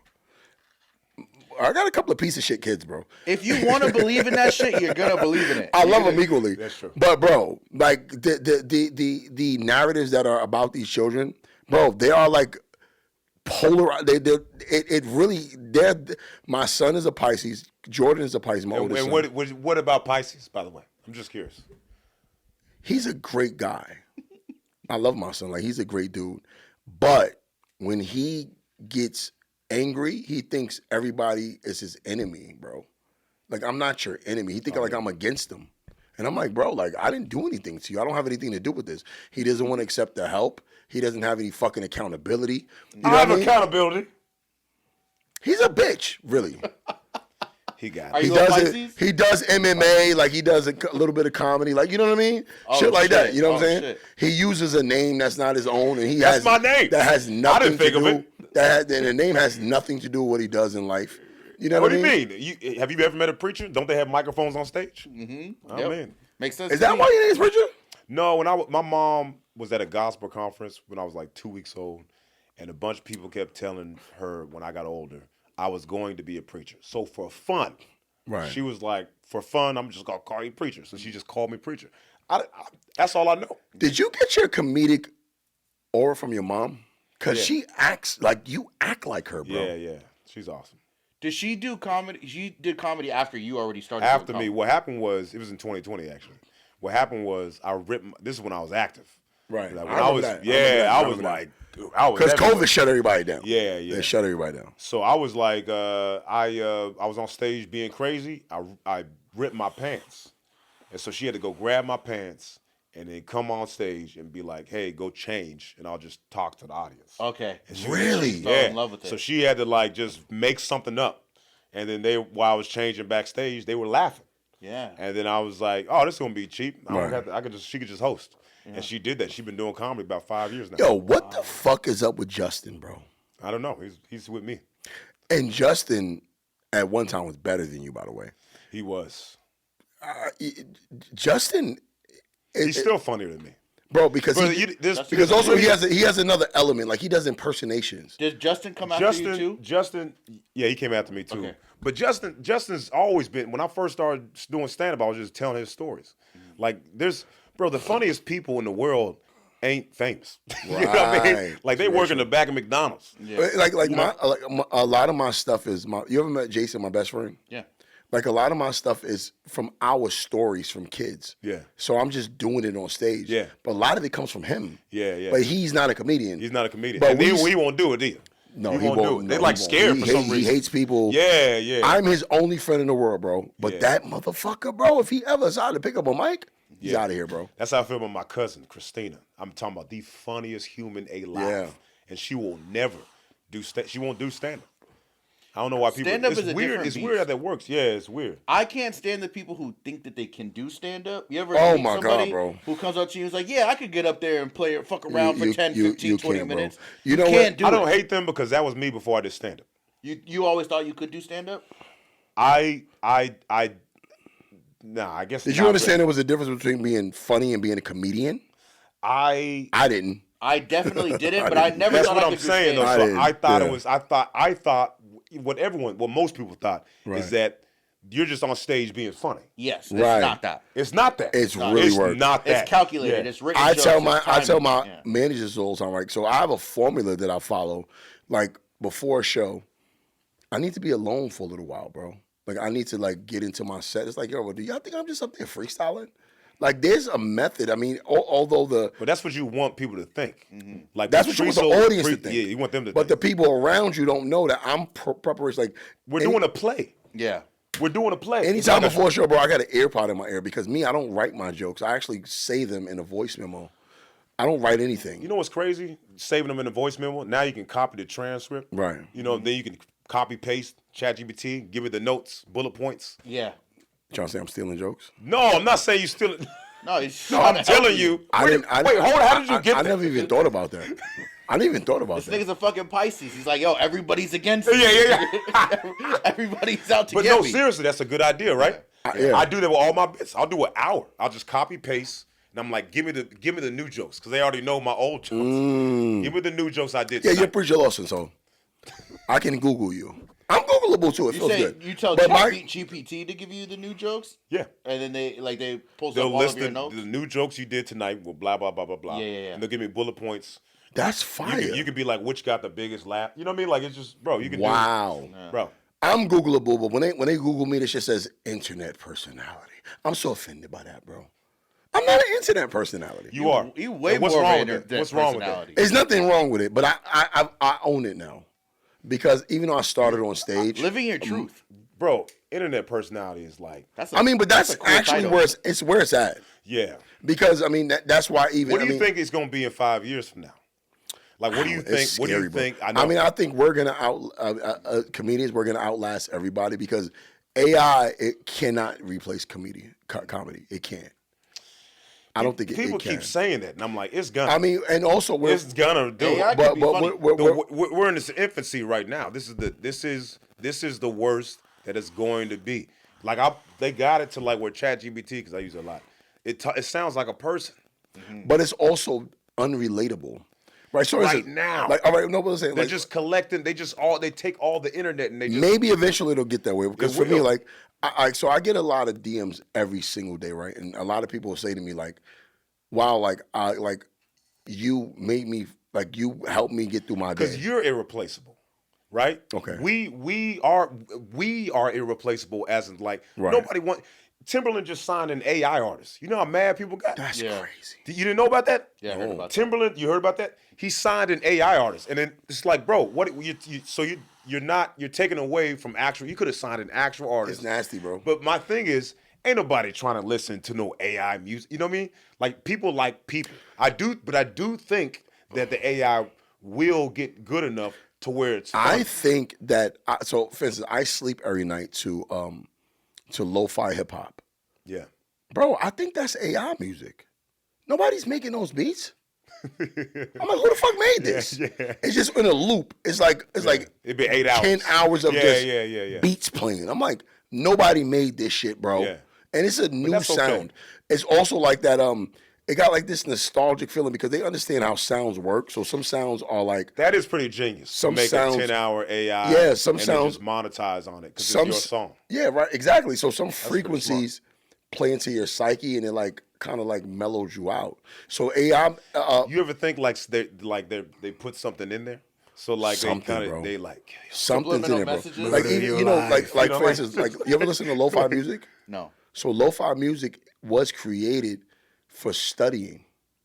So like it's kind of like a background to studying because usually when you study you want it quiet.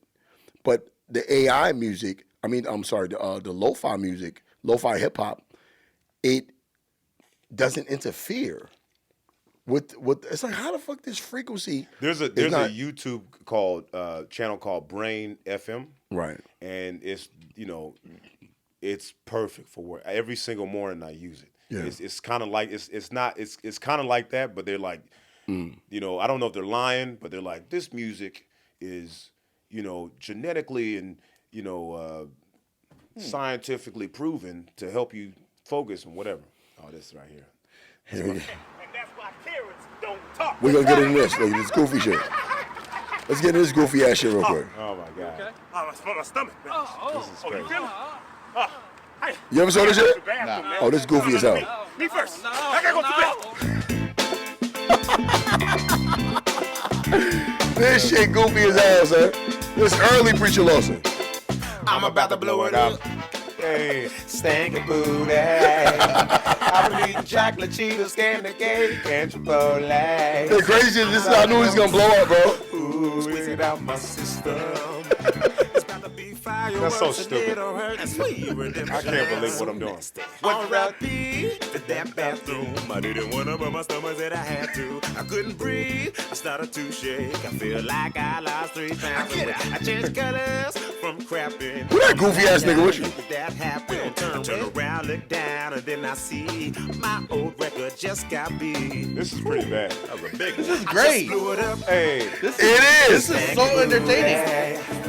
I've been eating chocolate, Cheetos, candy cake, and Chipotle. Well, let's go back. I want to see the reviews. Yo, this is giving kind of like I know Justin it got a Timberlake shitload of vibes views. a little bit. But It's no, good.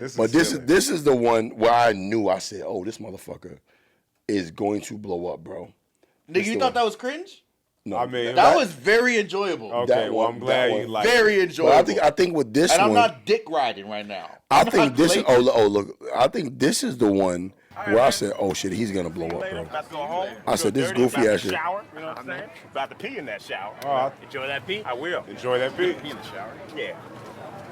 That's disgusting. Why are you gonna pee in the shower? Man, you Why don't pee in the shower? No, I don't pee in the shower. Have you seen this one? I save No. up my pee to pee in the shower. That doesn't even make I'm sense. sorry, Why would you did even? somebody say that they don't pee in the shower? Yeah, I don't. I don't. Wait, you don't pee in the No. shower? This one preacher only hangs with white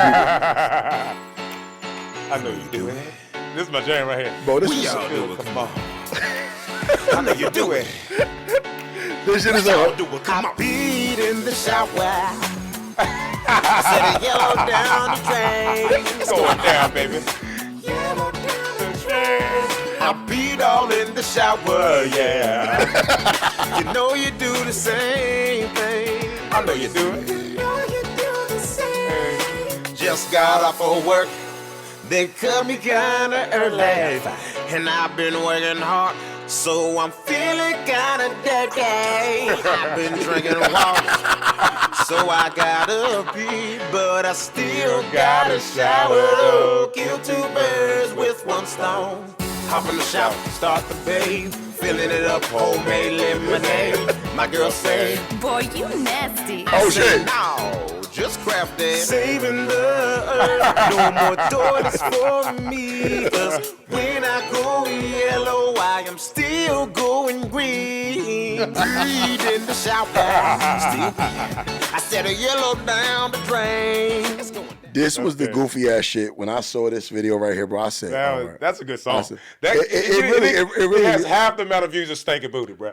And I thought that was Right, and I this thought was- that was a good one. This was the one that I said, oh, that's the one. What bro. time period was this? Hold in on, your hold on. comedy career? Since we're here, go ahead and type in walking in my underwear. That's 8 years. That's 8 years ago. Damn. 8 years ago, I know. Wow. How far in your comedy career were you when you were doing this? I don't think you even blew up yet. This is before. No, this is before. This is before, bro. Yeah. But it's- you've been doing comedy for like what, 2, 3, 4 years at this point? What's going walking what? No, I've been 8 years at that point. I've been doing comedy 16 years.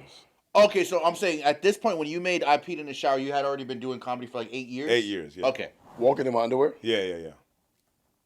I don't know if I saw that one. Preacher Lawson, put Preacher, because I don't want to see what else. Preacher Lawson. I don't even know why mine didn't pop up. You got some dude popping up from Word. They stole your shit? there. Oh, no. The one underwear. This one? Yeah. What the fuck is this, bro? This is great. So what are you doing here, bro? You The got it Hershey's muted? Kiss is You got it crazy. muted? You on your D'Angelo? What the fuck? Oh, yeah. I saw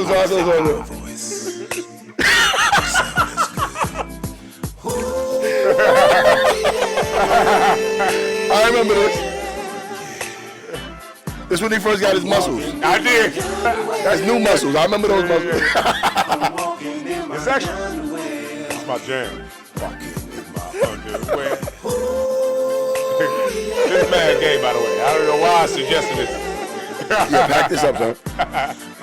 Ladies, this for y'all. Pack him up. No, that's it.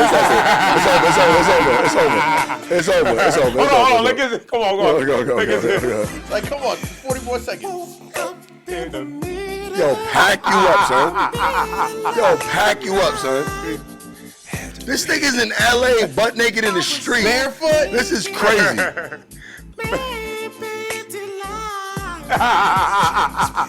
Bro, what time of the day was this? And I'm no lollipop. I can't believe it. Pack you up, son. This guy got underwears on his head, bro. Yo, pack you up, bro. Look at this thing. Okay, you can change. Yo, pack. Yo, oh my God. Hey, Yeah, that's pack my you boy up. Matt. Pack you up, son. Oh man. But these are some of Preacher's antics, and this is 29. No one cared about that song. Really? No one cared. 29,000 views, bro. That's crazy. Wow.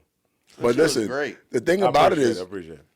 okay, so I'm gonna start making songs again, man. You should. I am, bro. I'm gonna start making Bro. songs. You can low-key sing. you know, I know you can sing. he definitely can sing. He I definitely know can you sing. can sing. I'm glad you think I can sing. A little. I mean, we've been bantering, but the episode has been amazing, bro. Yeah. As far as comedy, right? Is there? I know we talked about acting and things like that. Is there something that's like that you want to do that you're not doing? No, I think that. I mean, it would be cool to do a lot of things I'm not doing, right? But it would be cool to get into acting. But the thing with acting is like you got to be like popping, right? And they got to be like, I choose you, right? Every audition I've ever gotten, you know, when my first sitcom is Connecting, or I remember that Connected, or like Black Lady Sketch Show, or I remember that. Or y'all actually had a show on NBC. Yeah, had a show on NBC. I hosted World's Most Amazing Dog with George Lopez, Lisa Vanderpump. Yep. You know, the first video had like 52 million views. It was something crazy. You know, I was on Nickelodeon Unleashed with Fluffy and all that stuff. All these gigs, they were like, we want you. And then you had the Vegas residency. Yeah, I had the Vegas residency. I hosted America's Got Talent in Vegas. Yeah, I remember that. Want to hear a funny story about that? So, they picked you over Terry Crews. No, they didn't pick me over Terry. They did. It was Vegas. Don't be humble, bro. They did not. They did not. I was essentially on a cruise ship. It was terrible. Okay. Really? It was terrible. I mean, it was terrible. I'm pretty in a sure the bread sense. was amazing though. It was terrible in a sense. It was no. It wasn't. You think it was like a tourist honestly, trap? if I told you what I got paid, you would be like, shut up. But it's not. I get paid more on the road. But was it a tourist trap? It was a tourist trap, but the thing was like it's hard because it was the most amazing show I've ever been a part of. Right. I mean, it was amazing. Like if you got to see it, anyone could watch the show and be like, "This is crazy." Right. It was just amazing. Because what they brought back was like the great people from America's Got Talent, and then put them on a Vegas venue. Yes. So you had a bunch of golden buzzers. Even a little girl you lost to. Man. Shots fired. Shots fired. Yeah. Come on, man. That wasn't even necessary. Why'd you bring that up? All right. Nigga, she in the same space as you. Bro, you know how old she is now? Oh. Or she like 22 or something. What? Oh, so she ready. I mean, she ready. I mean, I don't mean I would fuck her, but she's ready. All right, listen. So I used to host America's Got Talent in Vegas, and what happened was this is early 21, right? Right after COVID. Yeah, like COVID's still kind of here, but like it's like they're kind of getting rid of it. I remember I was hating. I'm like, God, Preacher got Vegas. Yeah, because Vegas residency is low key goals. Like that'd be awesome if it was my show.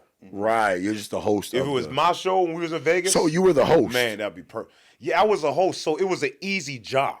Got you. It was the easiest job in the world. Man, pack this up, man. Am I saying it right? Yeah, you do it. No, you did it perfect. All right, no, so perfect. Good context too. So I get bored, man, because I'm doing like 5 minutes. So I do 5 minutes. I bring the other act. I do 5 more minutes. Bring all the other acts, and I end the show. And I intros, outros. Right. And so at this time, I'm doing an outro. I'm like, give it up for Deadly Games and Duo Transcendent, Jimmy Harrod, and they're coming up, they're doing the bow, and I was like, thank God for him.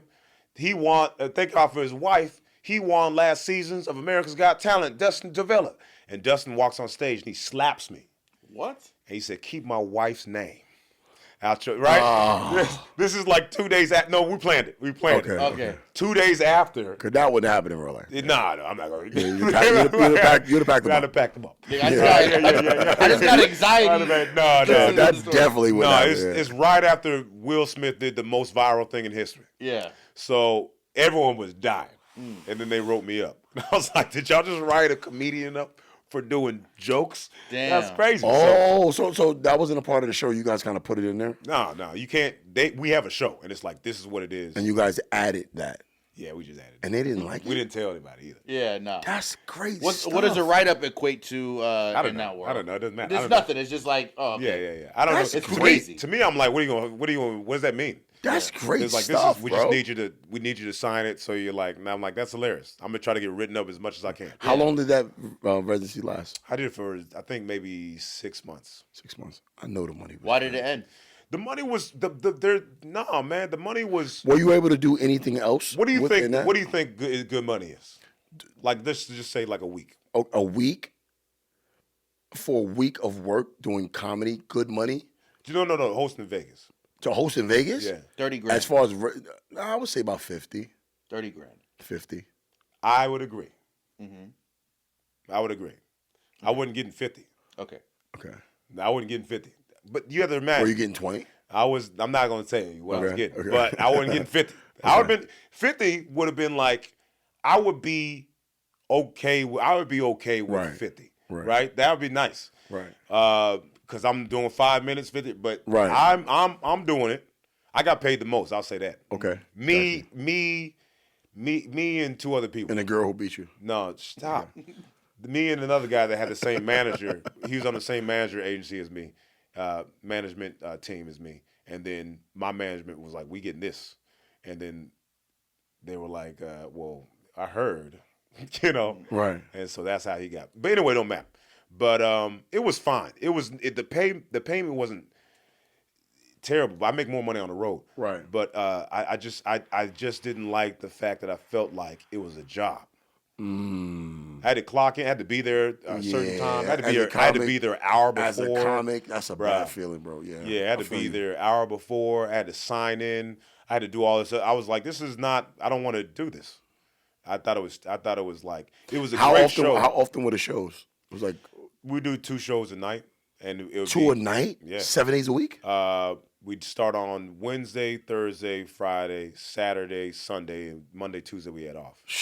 So I couldn't go anywhere to like. So you were like locked into that. That was your I was thing. like locked in, and it was like it's weird because that was some of the greatest times I've ever had in my life. Was it any like grace, like you get like a vacation time, or was it just consistent for 6 months? Matt in that video, he died, and then they gave me some time off. Yeah. So that was like, I found out when I was doing the show. Oh, he's in underwear video. I was him. Yeah. So right then they were like, you could take a couple of days off or whatever. They said take as much time as you want.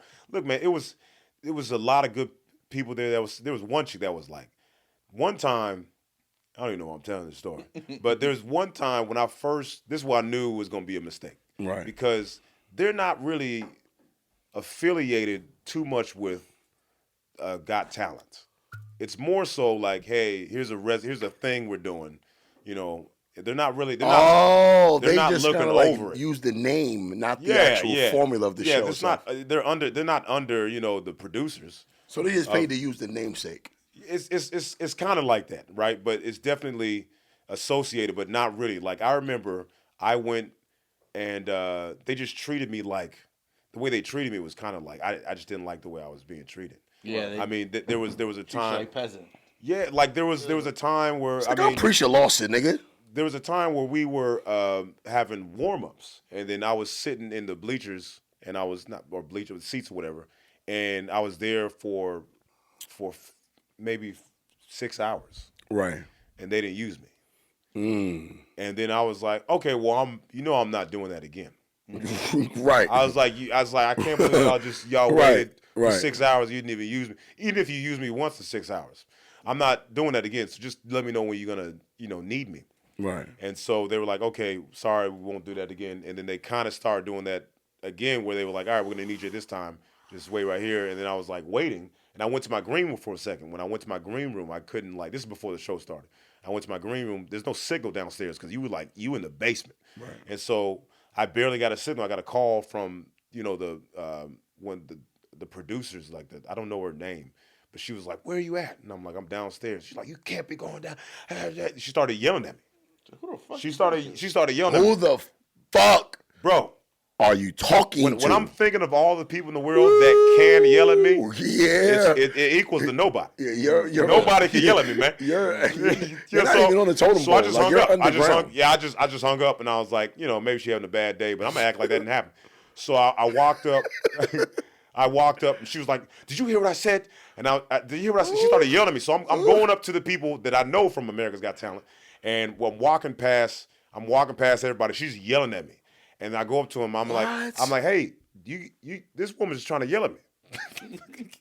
I'm like, do you hear how she's trying to talk? No one can talk to me like this. Right. My mom can't talk. This is to me. not a Christian Bale on the set. If I'm upset with somebody, I'm not yelling.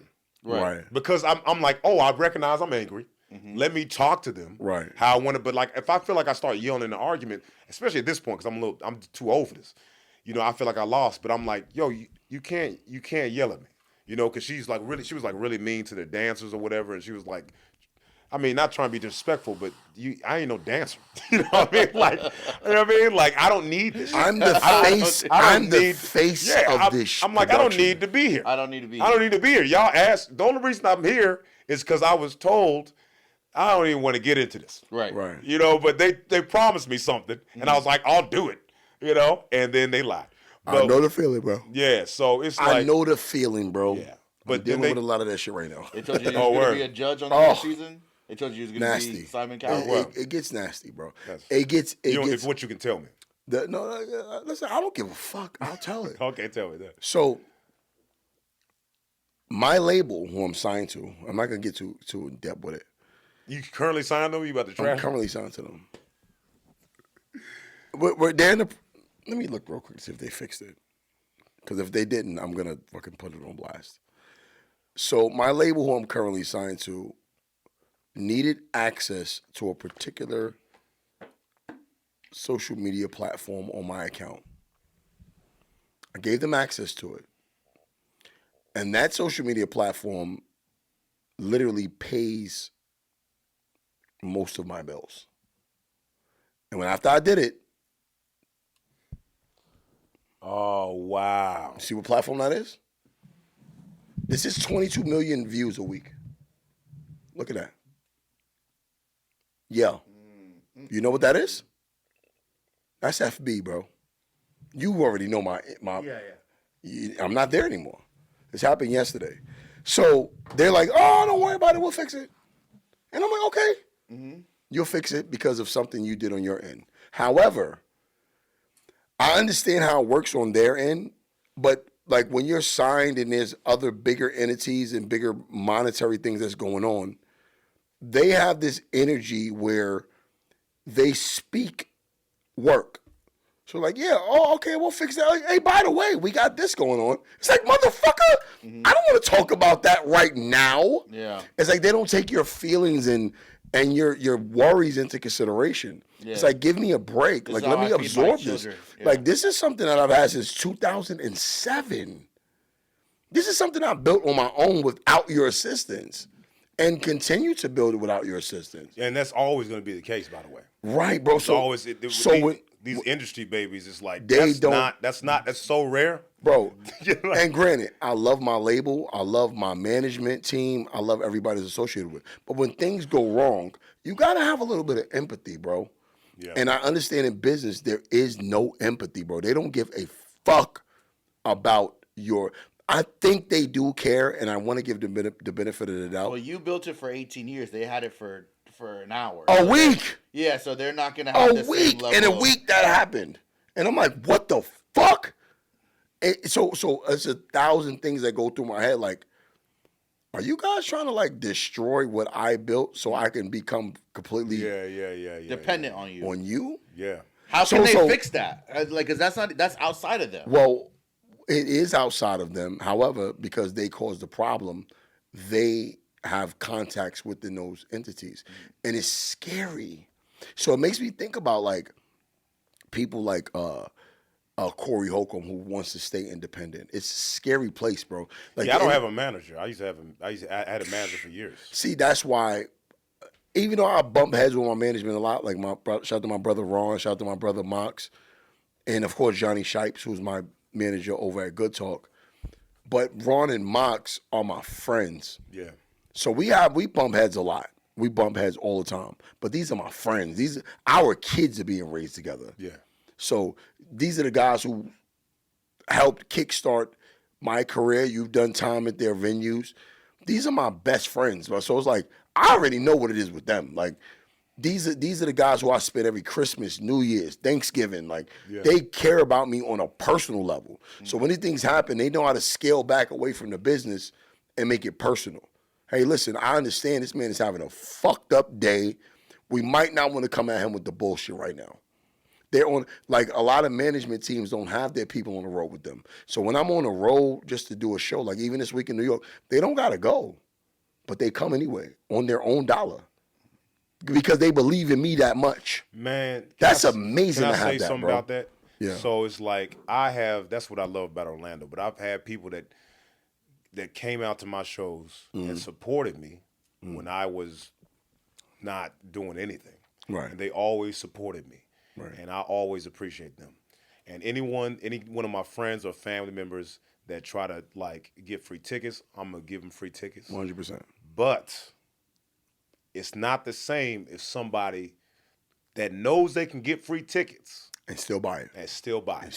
Bro. That's something different. That's supporting. Because I hate when someone goes, gets free tickets and be like, "How to support?" It's like that's not support. That's not support. Anything. That's not supporting. Even though Kev started doing comedy, you getting drinks, you getting food, bro, you supporting the venue. Anything Kev does, for the most part, I'm there. Yeah. I don't ask for anything free. For sure. I don't expect time. Yeah. So if I come to you, Kev, you got 5 minutes. I'm gonna do some new shit. He be like, yo, any venue I do, you're welcome. Yeah, absolutely. I don't care. Even though you started after me and I got more experience than you, I still respect you for what you're doing here. When I go to his spot on Unico on Tuesdays, I buy bottles. Yep. I buy my own sections. I don't try to do the homie shit like it's homie time. Yo, Kev, see if you can get me a discount. Yeah. I don't do none of that because that's his shit that he created. So regardless of how much more experience I have than him, I still respect him as a comic. Yeah. And Kev, the same thing. Even with this podcast, Kev don't say, hey, how much I'm getting paid. It's never about the money for him. Maybe That's I'm when people dumb. mess up. No, man. He don't ask. Maybe I'm dumb. No, you're not Because dumb. the money's gonna come. Because no, like even I just trust this even in Atlanta, when I paid him, he was like, whoa. And I'm like, yo, that's just not what the venue paid. This is what I'm giving you because I'm paying you your worth. Like we're doing I don't do that at all. in the morning. I'm like, this is what the venue pay. I'm paying this. But in the morning, so we're going to This is how I had started off. I got 50 when I started. Listen, we're doing Miami in the morning, and because I'm going to New York right after the show, so we're taking the Bright Line, and then I'm getting on the plane. Yeah. So, and Kev's like, yo, so how much do I need to pay? I'm like, no, your room and your fee is covered. Like, I got you. Don't worry about it. He's like, yo, whatever I need to pay, I'll pay it. And I'm like, bro, I need to get you what's the word I'm looking for? I need you to know how this is supposed to work. Even if it's coming out of my pocket. So you acclimated. Yeah. So you won't have to deal with the shit I dealt with. Yeah. Because there's a lot of shit when it comes to money that you're not supposed to be taking care of. Right. So I'm like, Kev, I got your train ticket. You got to pay for your, because I'm going to New York, yeah, nigga, you got to pay for your own. To get home. To get home. But I got you. To get there, but that's not normal. You know what I mean? I think if a headliner takes a feature on the road, they pay for everything, like the gas. They pay for the gas. The headliner pays for everything. The headliner pays for everything. Right. If they can't afford it, though. If they can. If they can't afford it, because sometimes, listen, man, it's hard. Yeah, it's hard. So it's like if the headliner can't afford it, then I think they should pay. For sure. They should. For sure. Only if they. For sure. You know. But with Kev never even. The thing with Kev, he's either down or not. The subject of money never pops in because Kev is just excited about the work. And that's what I love about him. So I'm like, if there's anybody I'm taking on the road, it's him. Yeah. Because not only do he work with me on the pod, we do work together in the comedy lane in Orlando, and also I watch his work ethic. So it's like, yo, why not give him the shot instead of bringing on somebody who I think is a fucking flunky? Because you know a lot of headliners do that too. Let me bring along this fucking flunky and give them $50 and. Yeah. Like someone that sucks? Funky? Not sucks. Flunky? But it has a higher potential, but I'm going to hold them back. Oh, okay. And give them, because some of us are like, because some headliners bring like people that aren't like, aren't good, so Right. they can look amazing. But, Yeah. but that's true. But Yeah. my thing is, there's some headliners who bring people along who's better than them. Why? I guess. All right. So Control. watch this. Because it doesn't make them look good. It does. Because no, they know it, but the crowd has already bought into the headliner. Because if you're a headliner, the audience is coming out to see you. So Yeah, no but matter how good the When your feature is, cooks you though. no matter how good the feature is, they still came to see you, and they're going to be loyal to you. Nah, I mean I've been cooked. By your feature? Yeah, for sure. It When I first went on the road, when I was headlining, and I wasn't a headliner. You knew what the feature was? Then I used all my material on TV, and I had to go and like. See, that's not you getting cooked, buried. though. But I got cooked. I took a JB Ball ever cooked you? Shout out to JB Ball. JB Ball doesn't ever. That's go, a fucking monster, bro. Yeah, he's a monster. But he and never went I on the get road. mad when I don't see him blow up yet. He's doing fine. He's definitely doing fine. He like writes for like. Because JB Ball, I put JB Ball as a higher, like a Jari, because their pen, JB Ball's pen is, and it's been like that, like since he was here. Like, You seen his specials? yeah, JB Ball is, you know what JB Ball is? Yeah.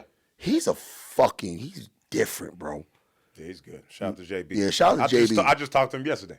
That's my guy. Did you ever bring features out that you felt like were not up to par, but you wanted to make them look good? No, anyone that asked the feature, I would just let them do it because I'm like, anytime I needed a feature, I would love that. So I mean, if someone asked the feature, I would let them feature, and if they was not funny, they just wouldn't come back. Yeah. And if they was too funny, they just wouldn't come back. Right. like, you know what I mean, I always don't you like need some medium, like man. there's a couple times you were doing your thing, but I'm like, if you're like, I'm gonna ask Preacher to feature for him one time, but I'm like, I'm too scary. I'll probably not go because I know Preacher. You absolutely can't feature for me. You gonna scare to everybody.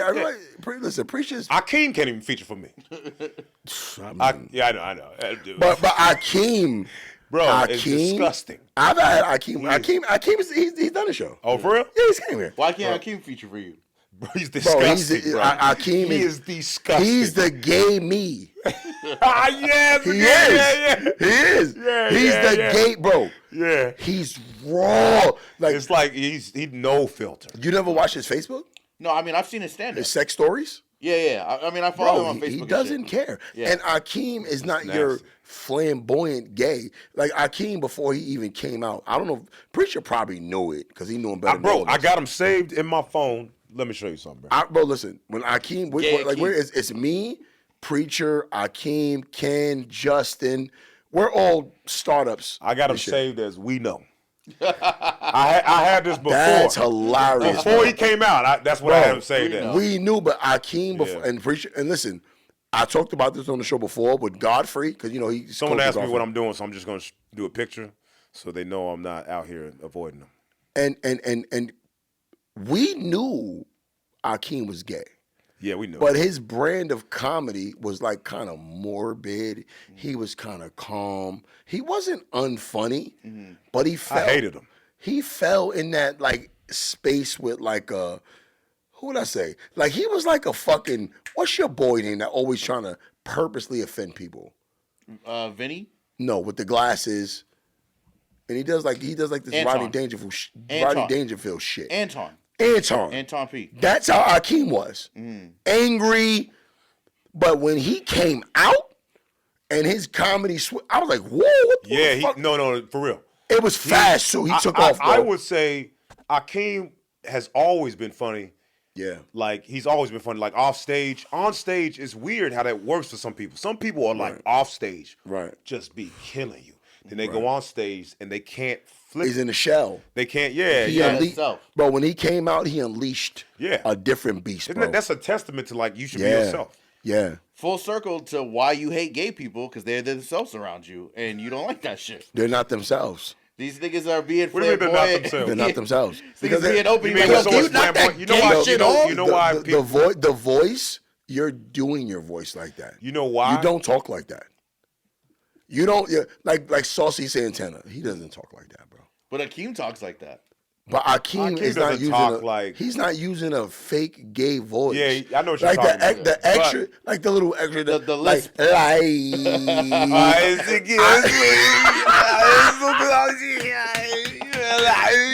like, bro, what are you doing? I hate that shit. I hate it. I hate it. That was it, like... Y'all niggas just sound Mexican to me. Yeah. Oh, my God, I hate that shit. Who talks like that? I can't. But that's his deliberate for comedy. Yeah. But his naturally speaking voice isn't like that. But you know why gay people are that flamboyant? Is because they are told they can't be right, and so they're like, "Oh, we about right. We about to be all. I'm turning all the way. How far can I get? Yeah. Right. So that's why they do that. But that's the part that's character. I don't know because women ain't that feminine. Yeah, you know, like that's what I was gonna say. It's a bastardization of their version of femininity. Right. So gay men who are flamboyant are a parody of women. Right. It's like they're almost making fun of women. That's it's like the N-word for black people. Right.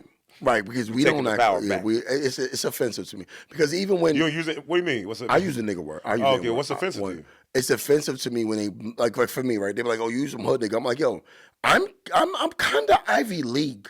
I have a master's degree from an Ivy League school, so it's like they box me, and I'm like, "Yo, I'm more educated than him." Absolutely.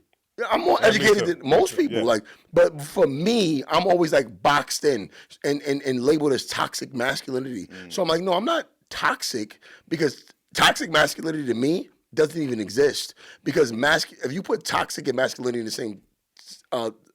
same phrase, it becomes an oxymoron. Because masculinity can't be negative. You can be misogynistic, you can be abusive, but masculinity can never be toxic because the alternative to that is toxic femininity. And that's a term that doesn't exist. It doesn't exist. Right. It doesn't exist at all. So you can't be toxic masculine. I think there's a lack of masculinity. And because people don't understand what it is to be masculine anymore, when you are, they're like, oh, what the fuck is that? Because women really want you to act like a bitch. So what do you think? What is your definition of masculinity? Masculinity is a man. I think, so here's the thing. When you're masculine, you don't you don't demand respect, you command it. Your presence alone is threatening. Like, I'm old daddy, right? So for instance, I don't believe in beating my kids because I think that's weak, right? I think your word should be strong enough to have that effect. And I tell my kids' mothers all the time. The more words you use, the less powerful it is, right? Because at work, your boss doesn't say, if Kev goes to work and his boss says, hey, Kev, I need you to do X, Y, Z. And Kev's like, why? And they're like, well, you have to do this because the business needs to flourish because of your work presence. And right. They're like, nigga, if you don't do it, you're fired. Yeah. So you just do it based off those little words. Parenting is the same way, right? That's how we parent people. So in the sense of that, masculinity says very little. If you notice, all of our great black leaders didn't talk much. They just say a little bit of things and you hear. When my children, when I walk in a room and I just give a look, they know what it is. Malcolm and Martin was talking a lot. They were talking a lot, but they didn't. They just talked and you responded. They didn't, you should do this. They didn't do that. Their presence resonated with your spirit and you just did what they wanted because of the way they made you feel. And that wasn't the words they used, it was them, how they stood up there. And I guess the temperature that was going on, in the world at the moment. Climate, yeah. I'll say to your point, I don't think that you're toxic masculine. Right. I think you're just toxic. Just toxic. But here's the thing, though. I always tell him this. He's worse. Oh, is he? He's worse. He's single. He ain't got no kids. He fuck a bunch of fat bitches. He's way worse than I am. But does that make me toxic? Nobody loves Kev. Everybody like this dude. Listen, no. Women don't love him. I don't know. I have women who are in love with me. Yeah, nobody. And it's not from beating them up or fucking them well. Yeah. My energy. Toxic energy. Is that. So the thing about toxicity is it's addictive. Whenever you get around toxic shit, like you ever had sugary foods, fried foods, all that toxic shit in your life, you become addicted to it. Of alcohol, all of that shit. It's the idea. So watch this. When women get around me, they feel protected. The feeling of protection, the fire. delusion of protection is great. Watch how fire that is. It's not because of anything I've done. It's because of the energy I give off. It's because you're a big, muscular, deep voice ass nigga. No, it's a lot of big niggas that can't fight. So you think women feel protected? They don't know that. You think women feel protected around Big Groove? I don't know who that is. That big dancing ass nigga that be on Instagram. Oh, yeah. You think women feel protected around that whole ass nigga? He's goofy, though. He goofy, but he big. But you're not goofy at all. But what I'm saying is, like, it ain't the size or it's the energy. I will say about you, you don't have a inkling of corny. You're not a corny nigga. You're scary. You're scary.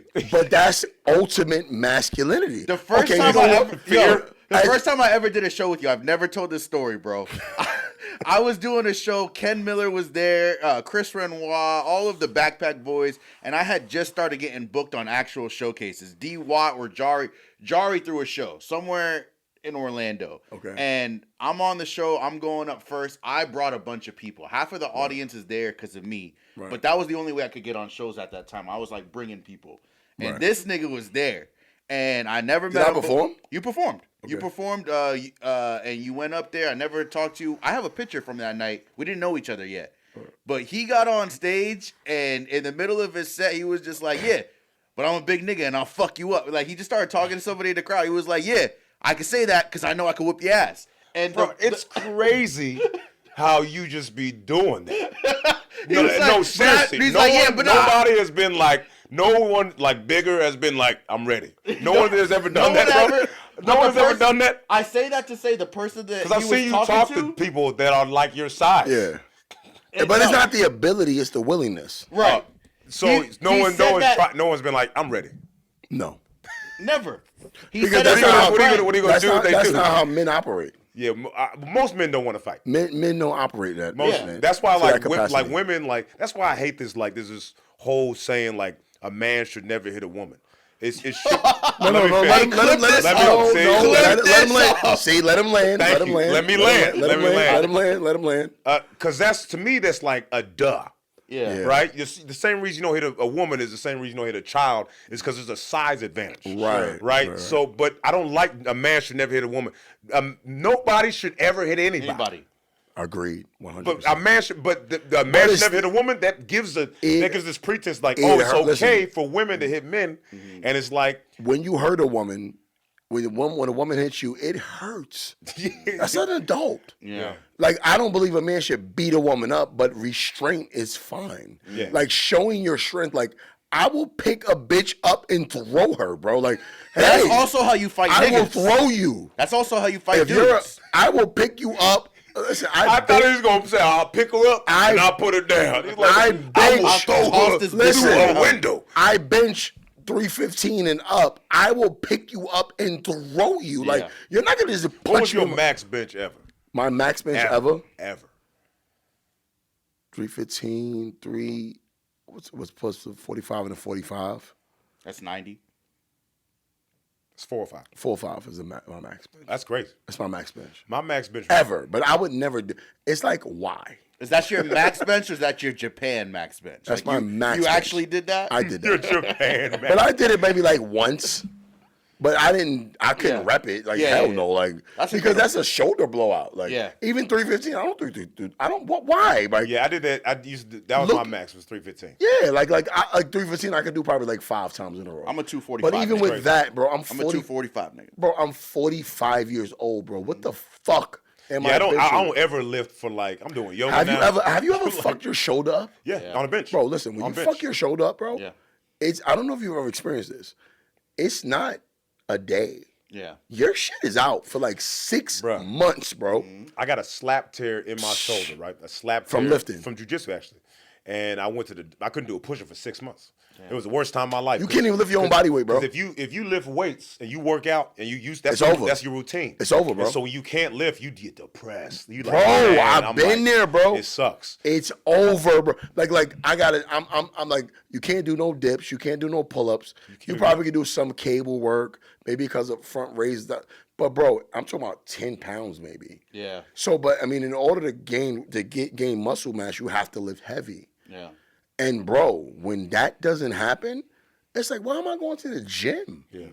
Like that's what it is, bro. So for me, I don't even go that. It's not about. But for men, this is what men don't understand. You don't got to be strong.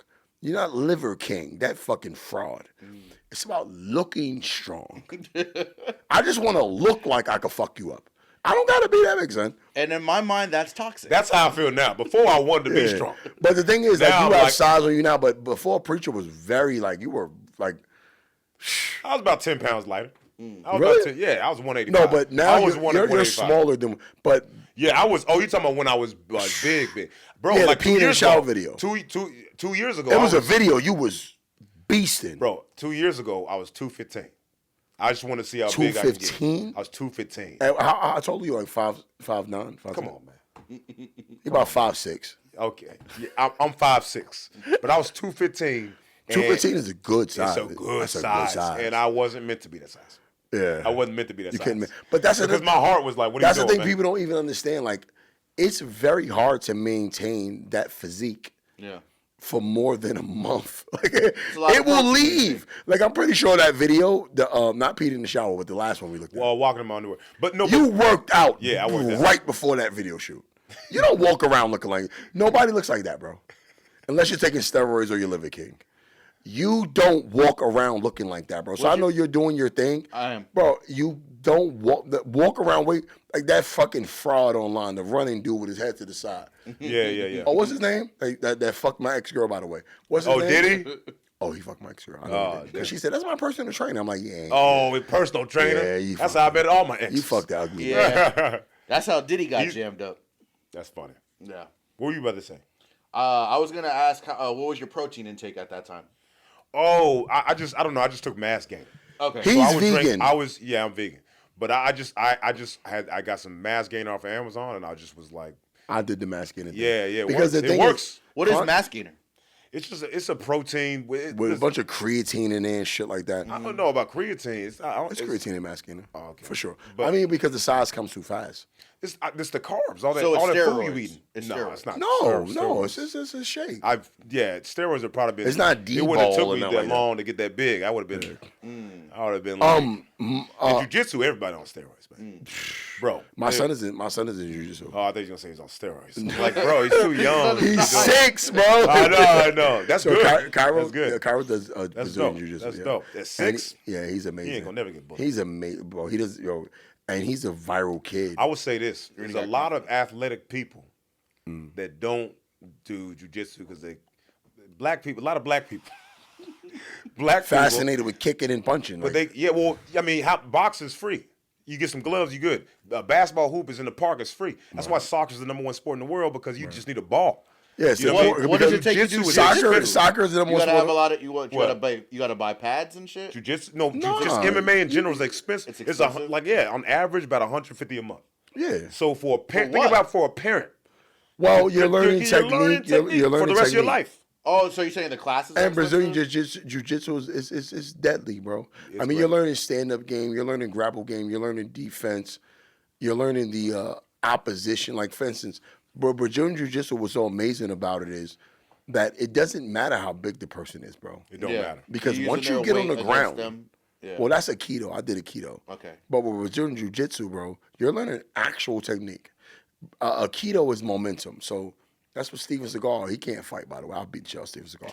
But with Steven Seagal, if you notice, like little if you sidebars. notice, Steven Seagal doesn't throw any punches. He waits for you to swing and he uses your momentum. Brazilian Which is a real thing. yeah. Brazilian Jiu-Jitsu uses the same thing, but to actually end it, in not just a throw, an actual submission, and you learn how to protect yourself if you go down. So it's a lot of ground game. It's a lot of standing up game. And Brazilian Jiu-Jitsu, especially Brazilian Jiu-Jitsu, because, by the Gracies, the Gracie family Gracie is. family, yeah. Yeah. You know this nigga does capoeira, right? You know who I train And with? You know who I I've done train with? capoeira for years, so. That's crazy. Yeah. That's dope. Eddie He Guerrero, does- man. yeah, he's Eddie Gordo. Yeah. So, I train with Carlos Machado. Fire. You know Carlos Machado? I know Machado. Bro, see, anybody that know Carlos That's Machado, I'm fire. like, you know MMA. That's because, fire. yeah, he used to train like he gave Chuck Liddell his... That's not Chuck, fire. Not Chuck Liddell, Chuck Norris. His black belt. I think Chuck Norris is full of shit too. Nah, you're crazy. Not Chuck Norris. No, Yeah. he You think fights. he's real deal? Oh, my, he fights. Chuck Norris? You know why? He's proven. Like, that's not... I'll never give him his props. Because he's white. in movies? Because he's white. Yeah, he... I don't see no white man beating me up, son. Especially not. Like, right now, I think we all can say, I'll fuck Chuck Norris up, son. What? He 80. I don't know, man. No, I don't know. I'll pack Chuck. He's a trained fighter. Nobody packs Chuck Norris. Red packs. mustache. Yeah. Red mustache, son. I'm not gonna take this Chuck Norris disrespect. Man. I'll pack Chuck Norris. I used to watch that. Was it the Bruce Ranger? Lee? I'm not even sold on Bruce USA? Lee. What do you I'm mean? not sold on him. I think that's fine. Let me tell you why. I You think that's- potting right now, right? You just saying hot takes to I'm you gonna like keep to it get to whip 1,000 up? with you. 5'5" Asian man. holding a 100-pound dumbbell just straight out like that. That's pretty strong. Let me tell you something, son. Can you do 1 that? inch punch. There's weight classes for a reason.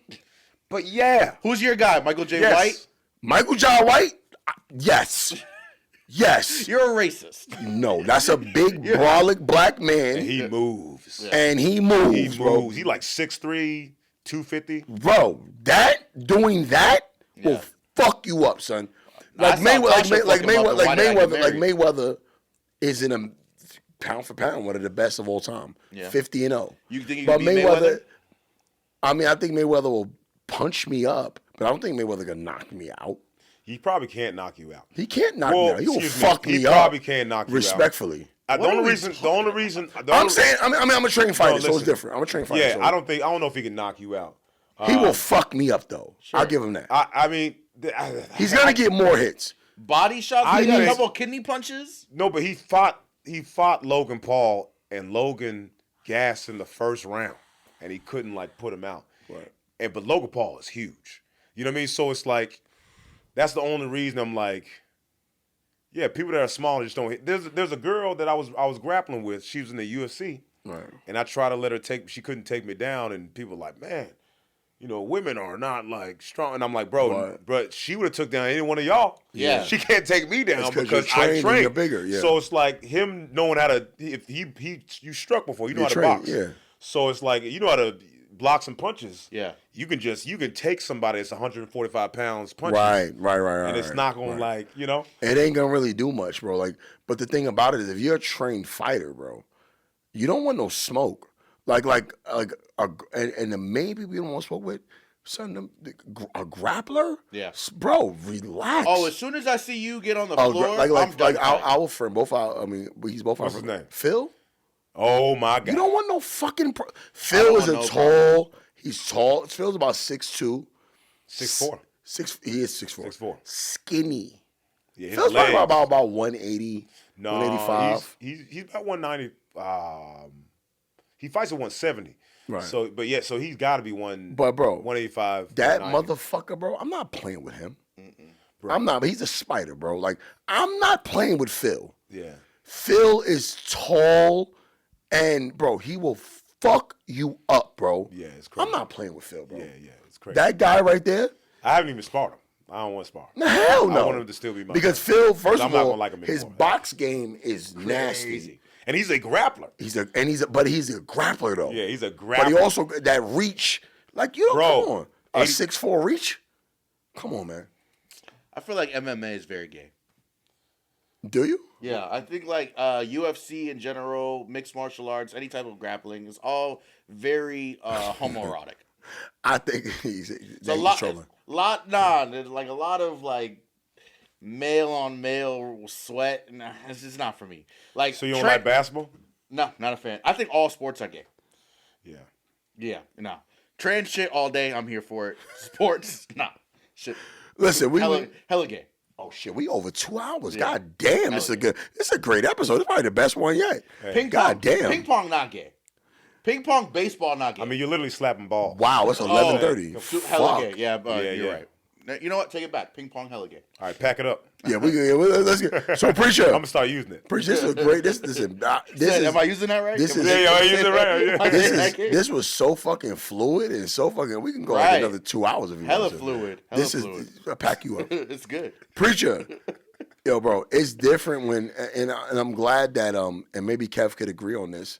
I said I'm gonna switch the platform up to where we do like exclusive interviewing comedians because there are no podcasts that exist where actually you get to know the comedians from Inside a comedian's the artist perspective for because comedians, yeah. we're comedians, so it's different when you have a comedian talking to a comedian because we get it. So you got Shannon Sharp, like he's interviewing You a don't lot. like Shannon Sharp? I love Shannon Sharp, but Oh, he you said does, the way you said it. Though. but he's not a comedian. But he's interviewing a lot of comedians, and it seems as if he's leaning more towards the drama that goes on in comedy, Of course. as opposed to knowing the comedian themselves. Like Godfrey opened up, like he's like really like Cam, we got gangster with Cam. Like we got to know you more. Like who's Preacher outside of this shit? So people see you on stage. Like a lot of the videos I'm gonna put up, they don't know that Preacher did these bum ass goofy videos. My first Preacher video that I ever saw, and I still use it to this day, is like why are you inviting me to the show? You're not coming. You remember that video that you made? Why? Oh, like so the dude will be like, "Yo, when's your next show?" And he'd be like, "You're not coming." Why? Oh yeah. Because Me, this I'm is, like, and that's still, I hate That's so relatable. Yeah, it is. It's so relatable, bro. Yeah. Because comedy is a world. Like we run the world right now, bro. There's no longer rappers. It isn't, bro. It's Bro, kind of ice. It's The crazy. comedians, social content creators, and streamers. We run the Streamers. fucking Yeah, world right now, streamers. bro. No, that's true. We run the world. Like we're getting the bag. We're getting the money. I think everything. If you're a creator, it's incredible. running it. But just like anything, I do think at some point it implodes. 100%. Yeah. So I 100%. think 5 so years really from now, I'm trying to saturated. figure out Yeah, what it's what's going to be. next. Yeah, right. So, but the thing is, and I mean, as a comedian, as a creator, you're gonna see that, have a foresight to it, like a clairvoyancy to it, before it even implodes. You're gonna see that, and you're gonna get in early. Like with podcasting, I started this in 2018, and people thought I was bugging. Like, what the fuck is podcasting? People didn't know what it was. You started this in 2018? 2018. I started That this was in like 2018. 200 something episodes. It's crazy. That's Yeah. crazy. I started this in 2018. I saw the radio game dying, Yes, and it was man. based off the Breakfast Club, right? So I got in it based off of that. And when I saw Taxstone and Nori and all of them blowing up, I'm like, I can do that. And Bill Burr, like they just sitting there talking in the mic. Bill Burr literally just talking by himself. That's Yeah, it, bro. one-man show. That's how I started this. Talking about myself, bro. Just ranting. And he does it twice a week, every Monday. Bill Burr's, he don't even keep count. So Burr's my inspiration, Taxstone's my inspiration, and Chris D'Elia. And now, like, I'm in Chris Theo D'Elia's. Von. But I didn't know who Theo Von was at the time. But just so, I know who he is now. He's the funniest one. I love Theo Von. But Chris D'Elia and Theo Chris Von. D'Elia is Like Chris I D'Elia. know Chris D'Elia got canceled, but like when I tell He's you, had me on his pod twice, by the way. what? Yeah, he's put me on it twice. That's dope. Yeah. Like you were actually on there, or you like Japan? he took on my, there? my clips and put it on his pod. Oh, He did dope. commentary on me. That's cool. He, I don't know if I can think of anyone that has crushed harder than him live. Yeah. His specials are his specials. You know, he's funny, but live it's like magic. You know, it's Right. kind of crazy. Right. How he like gets to. I haven't seen him live in years, but it's very few people that I've seen. And you took that route too, because I know you did your special independent, and you did I like Ali Sadiq was also independent, and I think when I finally decided to shoot my special, I'm going to go independent with it. Even Godfrey, independent. I think that's the way to go. Like, we really don't need the networks. You know what I mean? Because we are the network.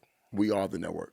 Because everyone that's watching you, you have to treat your social media like a television show. it's a network, right? You know what I mean? Like when you do, like when some people get lazy and they just don't, they stop giving content and they're just promoting like my shows. Right. Imagine a channel with just commercials. Commercials. You know what I mean? Just commercials. All buy my stuff, buy it, buy it, buy it. You know, so it's like you got to give them something to And watch. how often do you get those messages like, yo, your content like gets me through the day? Like Every day. I get them every day, bro, and it makes Every me day. want to go. Like, bro, I have a stressful week, Yeah. and just binge watching your page and your top fives.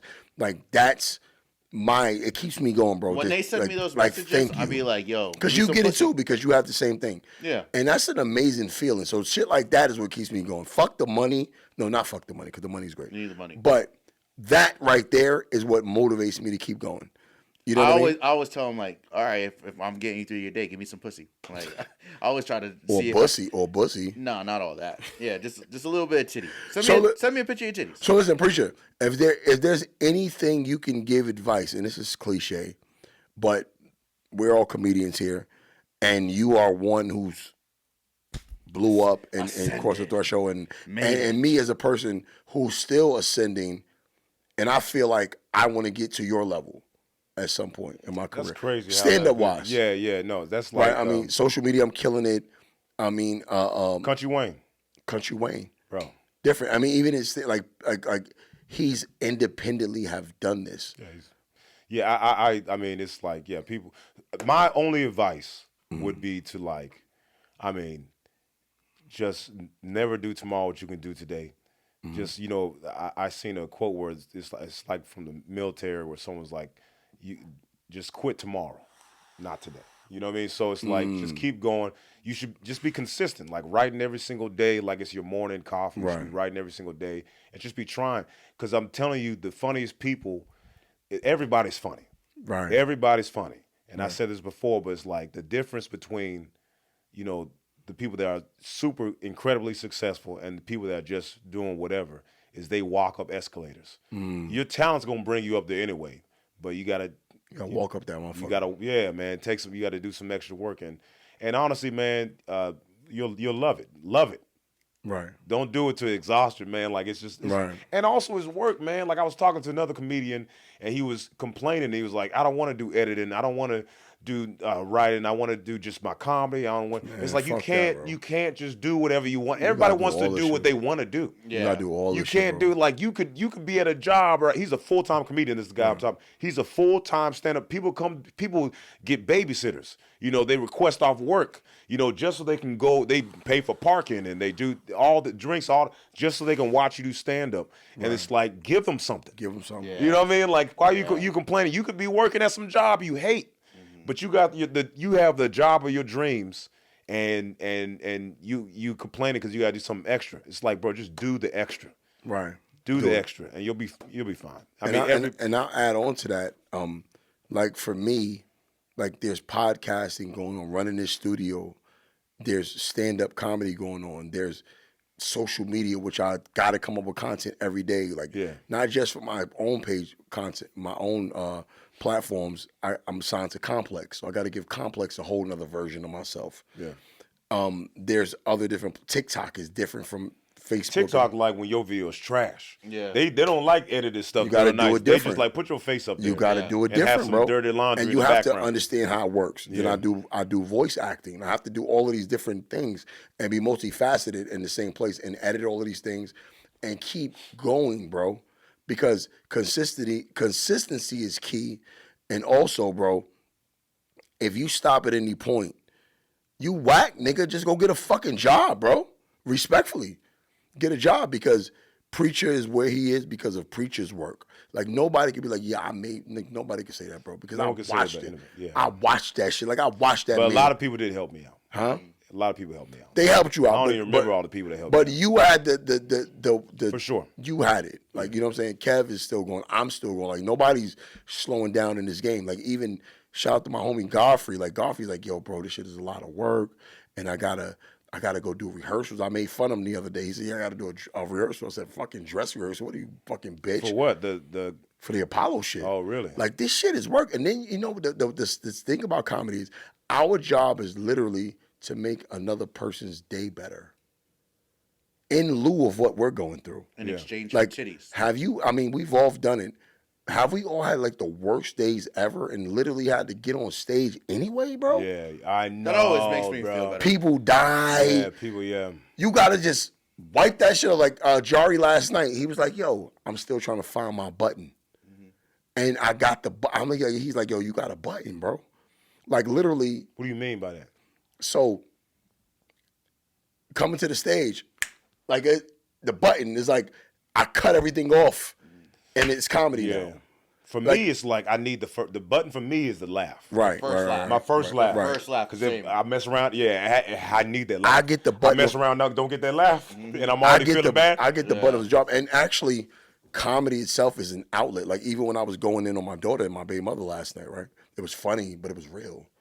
Like, I really was going through that. Like, I really was going through some shit. But I even saw, like, D-Ray did that one time. Like, he really, like, talked about his situation, but put it in a comedic format. And I think that's how goats are created, bro. Like, you a goat if you could do that shit. Like, laugh, like Kevin Hart, like, laugh in my pain. Yeah, niggas ain't playing. Like, we ain't up there playing, bro. We telling you the truth. Yeah. It's relatable and it's real. Ali Sadiq, amazing. Motherfucker got on stage and cried, bro. Like, cried about the death I of cried too. I cried. Yeah. But, bro, you know what was crazy about Had to that? look around real quick. That set? Nigga, did you ever see that set? No. He cried about his sister dying. Nigga, 2 seconds after he finished crying, the nigga told a joke and like, switched us right back. I was like, God, this is a masterpiece, bro. He's like he's our I generation's said, oh, Bill shit. Cosby. He's our generation's Bill different. Cosby. Ali Sadiq, the Domino Effect series, Kev, watch that shit, bro. I'm talking about every part. The motherfucker literally, he went from laughter and then he got into this whole monologue about his sister passing away from a sickness. And he sat down and I mean literally. After he built it up. Built it up. Built his sister up. Cried, bro. And we cried with him. And then literally 30 seconds later, he told a joke and snapped out of it. And we laughed. And immediately went from boom, boom. I said, yo. And as a comedian, I'm watching this. I said, yo, how the fuck do you do that, bro? This nigga's a master, bro. Like, that was crazy. And then to have enough confidence to put out your own production and put it on YouTube and do 5-6 million views. And YouTube, and like, I don't need you, Netflix.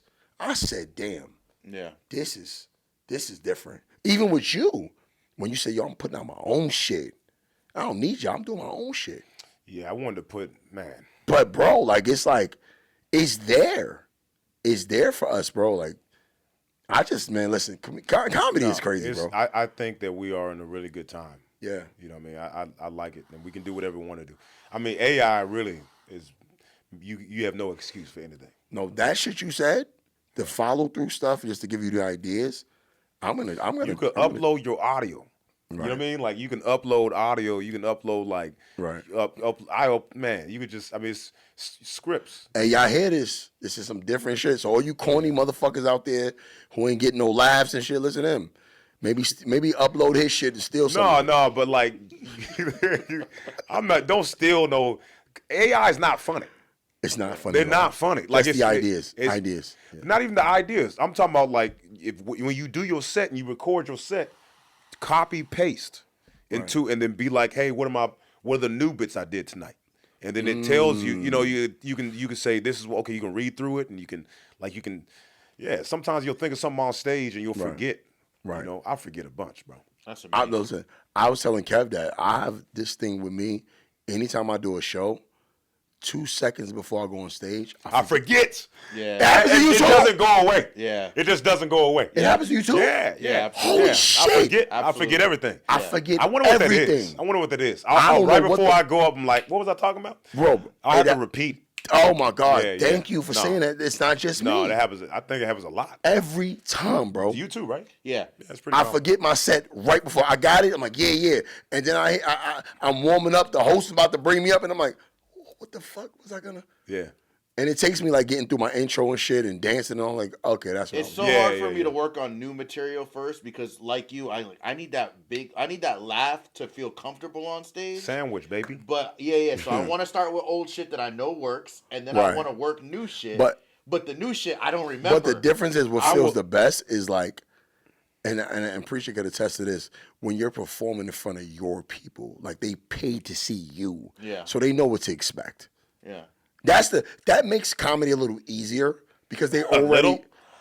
A lot. It's super easy. I It's think like, layups all day. they're coming like, me and Preacher went through Gladiator School to where like you gotta prove to these people like who are you? Yeah. No one cares. But now when they're buying tickets because your name is on the marquee, It's different, bro. That's pressure for me right now. It hit different. Whenever I'm headlining and they're coming to see me because of whatever following that I have on Instagram, I feel like, all right, you've seen what I did online, but now you're trying to see if I stack up on stage. Right. And I'm constantly trying to live up to what I do online versus like who I am as a stand-up. So I don't know. I don't feel like. I mean, you're not far off. You're not far off. You're doing your fucking thing, bro. Yeah.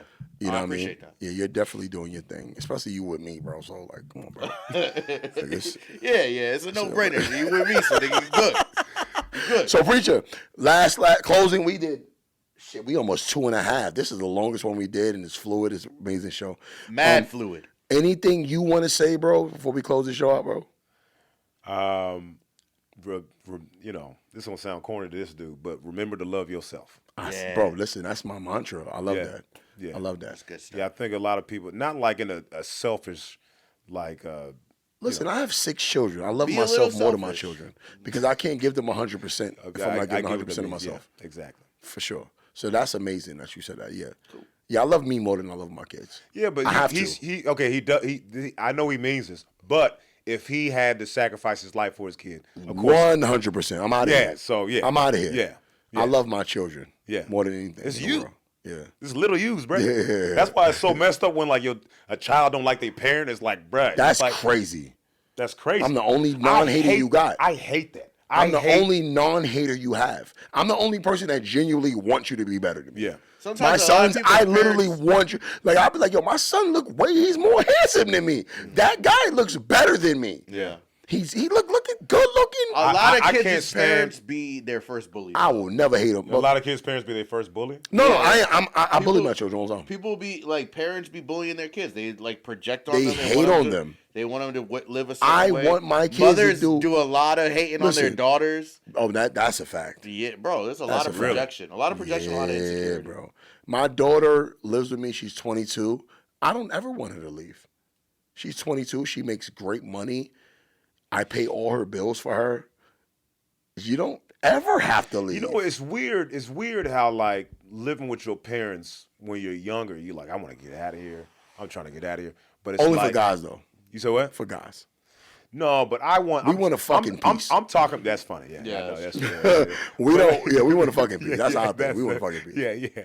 But my mom, she lived with me during like 2020. I was like, oh, this is the best. Yeah. But She's she's the best. She's under your term. It becomes her house. Because it was your house. It was my house. It was my when house.